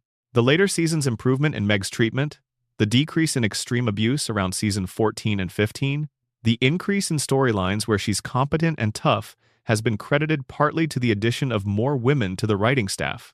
This detail is itself significant. The most consistent mistreatment of a female character in the show's history apparently decreased in direct proportion to the number of women with creative input. This isn't a subtle implication. It's a fairly direct piece of evidence about what kinds of creative environments produce what kinds of content decisions. What Meg could have been across 25 seasons rather than scattered across individual episodes is one of the show's most interesting roads not taken. A character who is intelligent and emotionally perceptive and genuinely trying in an environment that constantly undermines her efforts is a rich premise. The ordinary person in an extraordinary family concept that the early show gestured toward with Meg had genuine potential. There was a version of Family Guy in which Meg's normality was a source of wisdom rather than a punchline, in which her perspective on the chaos around her was the lens through which the audience processed the comedy rather than another thing to laugh at. That version didn't get made. The version that did get made was the one in which Meg's primary narrative function for roughly 10 seasons was to receive mistreatment and demonstrate that she received it with the appropriate degree of suffering. The wasted potential is real, and it's worth naming as such. Section 14. The final decent closing thoughts on why any of this matters. Family Guy matters as a case study, not just because it was successful, but because of what its success and subsequent decline reveal about the conditions that produce great television and the conditions that erode it. The show demonstrates with unusual clarity that quality in long-running television is not primarily a function of talent. The people working on Family Guy across all its seasons were talented. The voice cast is exceptional. The animation teams have always included genuinely skilled artists. The writing staff has always contained people capable of producing brilliant individual episodes. Talent was present throughout. What changed was not the talent pool but the creative conditions, the priorities, and the specific choices made by the people with authority over what the show would be. The early seasons were great because everyone involved was working in a specific direction toward a show with clear aesthetic values, a strong point of view, and characters whose humanity mattered more than their usefulness as joke delivery systems. The creative conditions of those early seasons demanded investment in the characters, in the stories, in the specific flavor of comedy that McFarlane's vision required. The later seasons declined because the creative conditions changed. The priorities shifted from investment to output, from quality to quantity, from character to content. The show kept producing episodes 30, 40, 50 episodes a season across multiple years, and the sheer volume of required content is itself a creative pressure that the early seasons never faced in the same way. Producing 22 episodes a year of genuinely excellent television is difficult for any show. Producing that volume while also dealing with creative staff turnover, network tension, the creator's increasing disengagement, and the natural difficulty of sustaining a clear vision across decades, these pressures compounded each other in ways that the show's output reflects. What Family Guy's history suggests about television more broadly is that the conditions for great work are fragile and specific and difficult to maintain. The things that produced the early seasons, a creator with a clear vision, a writing staff that shared that vision and had built it together, a network relationship that was troubled but hadn't yet become toxic, characters who were new enough that the writers were still discovering them. These conditions exist briefly at the beginning of shows and never quite come back. Long-running shows that maintain quality are exceptional precisely because they manage to approximate those early conditions for far longer than usual. American Dad is one example of how it can be done. Family Guy is one example of what happens when it can't be. The show's legacy, viewed from this distance, is genuinely complicated in ways that simple narratives of success or failure can't capture. It changed television. It proved things about audience loyalty and the economics of content that the entire industry has been reckoning with ever since. It created characters that entered the cultural imagination and have stayed there. And it demonstrates in the contrast between what it was and what it became exactly what is possible in animated comedy when the conditions for greatness are present, and what is lost when those conditions are allowed to erode. The first 3 seasons of Family Guy are as good as animated comedy gets. The best episodes of the revival era contain genuine brilliance. The later seasons contain individual moments and individual episodes that show the talent was always there, that the capacity for quality never fully disappeared. All of this is true simultaneously. What happened between the brilliant beginning and the diminished present is the story of a show that made choices, many small choices, and some large ones that moved it away from what it was. Not inevitably. Not because decay is built into long-running television shows, but because of specific decisions by specific people that could have gone differently. American Dad exists to prove it could have gone differently. The Road 2 episodes exist to prove it could have gone differently. The scattered, brilliant later season episodes exist to prove it could have gone differently. That's what makes the decline melancholy rather than simply disappointing. Disappointing is when something fails through incompetence or bad luck. Melancholy is when something fails through choices that didn't have to be made. Family Guy chose, season by season, to be less than it had been. And that's the thing that sits at the bottom of the iceberg, in the coldest and darkest water. The choice. The fact that it was a choice. The specific lesson Family Guy teaches about creative legacy is one that applies well beyond animated television. When a creative work becomes commercially successful enough to sustain itself on momentum, rather than on ongoing creative investment, the choice of whether to maintain that investment becomes active rather than automatic. The early seasons of any beloved show require investment because nothing else is sustaining them. The work has to be good or it doesn't succeed. The later seasons of a very successful show exist in a different environment. The brand carries them regardless of the quality of the individual episodes. The institutional momentum continues the production, regardless of whether anyone is sufficiently invested to make it as good as it could be. This is the point at which creative leadership matters most, and it's the point at which it most often relaxes. The urgency of the beginning, the necessity of getting every episode right because no other force was keeping the show alive, gives way to the comfort of the middle. The show is established, the audience is there, the revenue is reliable, and the creative risk of trying hard has become optional in ways it never was before. Family Guy lived through exactly this transition. The urgency of the original 3 seasons, the scrappy, fighting for its life quality that makes those episodes feel so alive, was replaced by the comfort of a show that had proven itself and could coast. The coasting produced more episodes than the urgency ever did, and fewer great ones. That's the real story at the bottom of the iceberg. The story of what happens to creative work when the conditions that made it possible are replaced by conditions that make it merely sustainable. The story of how a show can change without anyone deciding to change it, through accumulated small choices and gradual disengagement, and the slow erosion of the specific urgency that made it what it was. And the story of what's left when you look carefully enough at the thing that remains, the flashes of brilliance scattered through the mediocrity, the moments when the original vision surfaces before submerging again, the evidence that the capacity for greatness was always there, waiting for the conditions that would let it back out. Section 15. The lore you almost missed: Easter eggs, callbacks, and fan discoveries. One of Family Guy's most consistent pleasures across its entire run has been the hidden layer of content, the stuff that exists underneath the obvious jokes, visible only to people watching closely enough to catch it. These range from genuinely clever meta-jokes planted specifically for attentive viewers, to accidental continuity details that reward cataloging, to background gags that became their own running threads before anyone officially acknowledged them. Taken together, they form a kind of alternate history of the show, the version that exists for the truly devoted viewer rather than the casual one. The newspaper headlines are one of the most reliable categories of hidden Family Guy content. Across many episodes, newspapers held up in scenes or glimpsed in the background contain readable text, and that text is frequently jokes written for the tiny minority of viewers who will pause their DVDs or streaming services to read them. The model misbehavior headline, "DVDs paused for headline, joke millions disappointed," is the most famous example, but it's one of many. These headlines exist in a space between the show's actual content and a private conversation between the writing staff and the most obsessive members of the audience. The joke is that there's a joke, and the joke is finding it, and then the joke is what it says when you find it. The Wilhelm scream, a specific, distinctive sound effect originating from a 1951 Western film, subsequently used so frequently in Hollywood productions that it became a kind of inside joke for the film industry, appears multiple times across Family Guy's history. This is a writer's room joke, a signal from people who know their film history to the fraction of the audience that also knows their film history.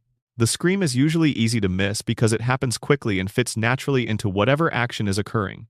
But for viewers who recognize it, it functions as a tiny secret handshake between the show and them. The recurring motif of John Williams, the legendary film composer responsible for the scores of Star Wars, Indiana Jones, Jurassic Park, and dozens of other iconic films, appears in various Family Guy contexts in ways that go beyond normal celebrity cameo usage. In Brian Does Hollywood, a sequence presenting the nominees for an Adult Film Best Score award includes John Williams among them. The joke works on multiple levels: the absurdity of the context, the specific identity of the person being placed in that context, and the film nerd knowledge that Williams is indeed the most prestigious film composer in Hollywood history. It's a joke that requires a specific cultural reference point to fully land, and its presence suggests writers assuming correctly that a segment of the audience would have exactly that reference point. The recurring use of the Griffin family in settings that parody specific films and television genres is itself a form of lore that rewards tracking. The show has parodied action movies, horror films, science fiction, reality television, courtroom dramas, musical theater, noir detective stories, and many other genres across its history. The quality of these parodies varies considerably, but the best of them demonstrate genuine familiarity with the genre, being parodied knowledge of its conventions, its visual language, its narrative structures that translates into specific and genuinely funny observations about what makes those conventions work or fail. The show's relationship with its own past is one of the most interesting pieces of ongoing lore. Family Guy references its own earlier episodes more than most long-running shows, building a kind of internal mythology through accumulated callback. Characters will mention events from many seasons earlier. Situations will echo specific episode structures from the show's history. The cutaway gag format occasionally calls back to specific earlier cutaways rather than generating entirely new content. Some of these callbacks are loving and funny. Others feel like the show raiding its own archive rather than generating new material. But the existence of a canon that the show both maintains and mines is itself a kind of lore evidence that the fictional world of Quahog has a genuine history that the creative team is aware of and occasionally returns to. The specific addresses and phone numbers used in Family Guy episodes have been cataloged by fans as another category of detail. Some of these are clearly made up with no external reference. Others are real numbers or real locations that the writing staff apparently knew would receive calls or visits if included in a broadcast program, and included anyway. The history of real-world addresses and phone numbers appearing in television shows and the resulting responses from the people or institutions at those addresses is itself a minor subgenre of television history, and Family Guy has contributed to it. The evil monkey's final appearance in the show after the reveal of his backstory and the domestication of his character is almost sad if you pay attention to it. A creature that had functioned as a sustained piece of pure absurdist comedy for many seasons ended up as just another character with a sad reason for being the way he was. The pointed finger that had once suggested something genuinely threatening or unknowable was now just the gesture of a heartbroken monkey who missed his wife. Comedy relies on mystery in ways that drama doesn't. Explaining the evil monkey explained away something that worked specifically because it was unexplained. The lesson is one of the clearest examples in the show's history of the explanation being demonstrably worse than the question. The fact that Family Guy has inspired an enormous and still active fan community that continues to catalog, theorize about, and debate the show's content 25 plus years after its premiere is itself a form of lore. Fan wikis documenting episode details, fan forums discussing character motivations, fan theorists building elaborate arguments about internal continuity. All of this represents a kind of ongoing relationship between the show and its audience that extends well beyond the act of watching the episodes. The show exists not just in the episodes themselves, but in the accumulated discussion and analysis that surrounds them, and the depth and quality of that discussion is itself evidence of how genuinely interesting the show has been at various points in its history. What the hidden layer of Family Guy, the Easter eggs, the callbacks, the background details, the planted jokes for careful viewers ultimately demonstrates is that the show's creators, across its entire history, have been more invested in the fictional world they were creating than the show's surface sometimes suggests. The newspaper jokes exist because someone cared enough to write them. The Wilhelm scream appearances exist because someone cared enough to include them. The careful mapping of the Griffin House exists because someone tracked it. Whatever the show became in its decline, it was always made by people who, on some level, cared about the thing they were making. The caring was real even when the results were disappointing. And the caring is visible, for viewers who look carefully enough to find it, in the layers underneath the obvious. That's the Family Guy Iceberg V2.0. All the way from the surface facts to the deepest lore, through the character origins and the production stories, and the hidden details and the theories and the things that only careful viewers find. If you made it this far, thank you.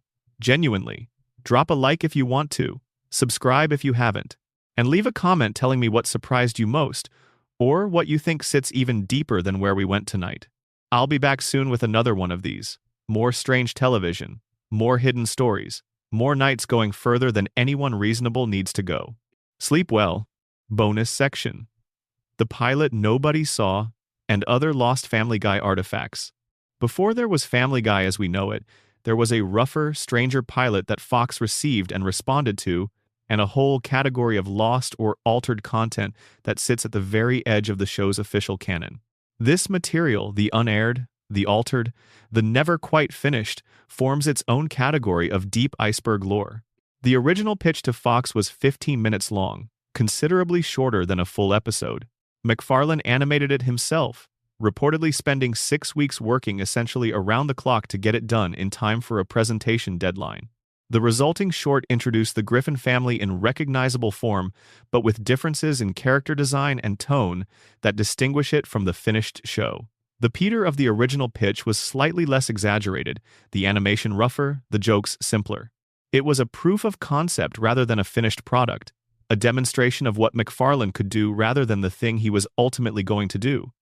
Fox responded by giving him the green light and a budget. The differences between that original pitch and the finished show reflect an interesting creative evolution. The characters became more defined, more extreme, more carefully calibrated to work against each other. The humor became more specific and more confident. The voice performances settled into the specific qualities that would eventually become iconic. But the original pitch exists as an artifact of what Family Guy was before it became what it was, a glimpse of the show in its most embryonic form, before the full creative vision had solidified. The two pre-Family Guy shorts, The Life of Larry and Larry and Steve, are themselves recoverable pieces of the show's origin story that reward examination. The Life of Larry, in particular, created as MacFarlane's thesis film at RISD, shows the basic character dynamics of Peter and Brian in their original form. Larry is larger than Peter, less physically refined, with a different voice than Peter would eventually use.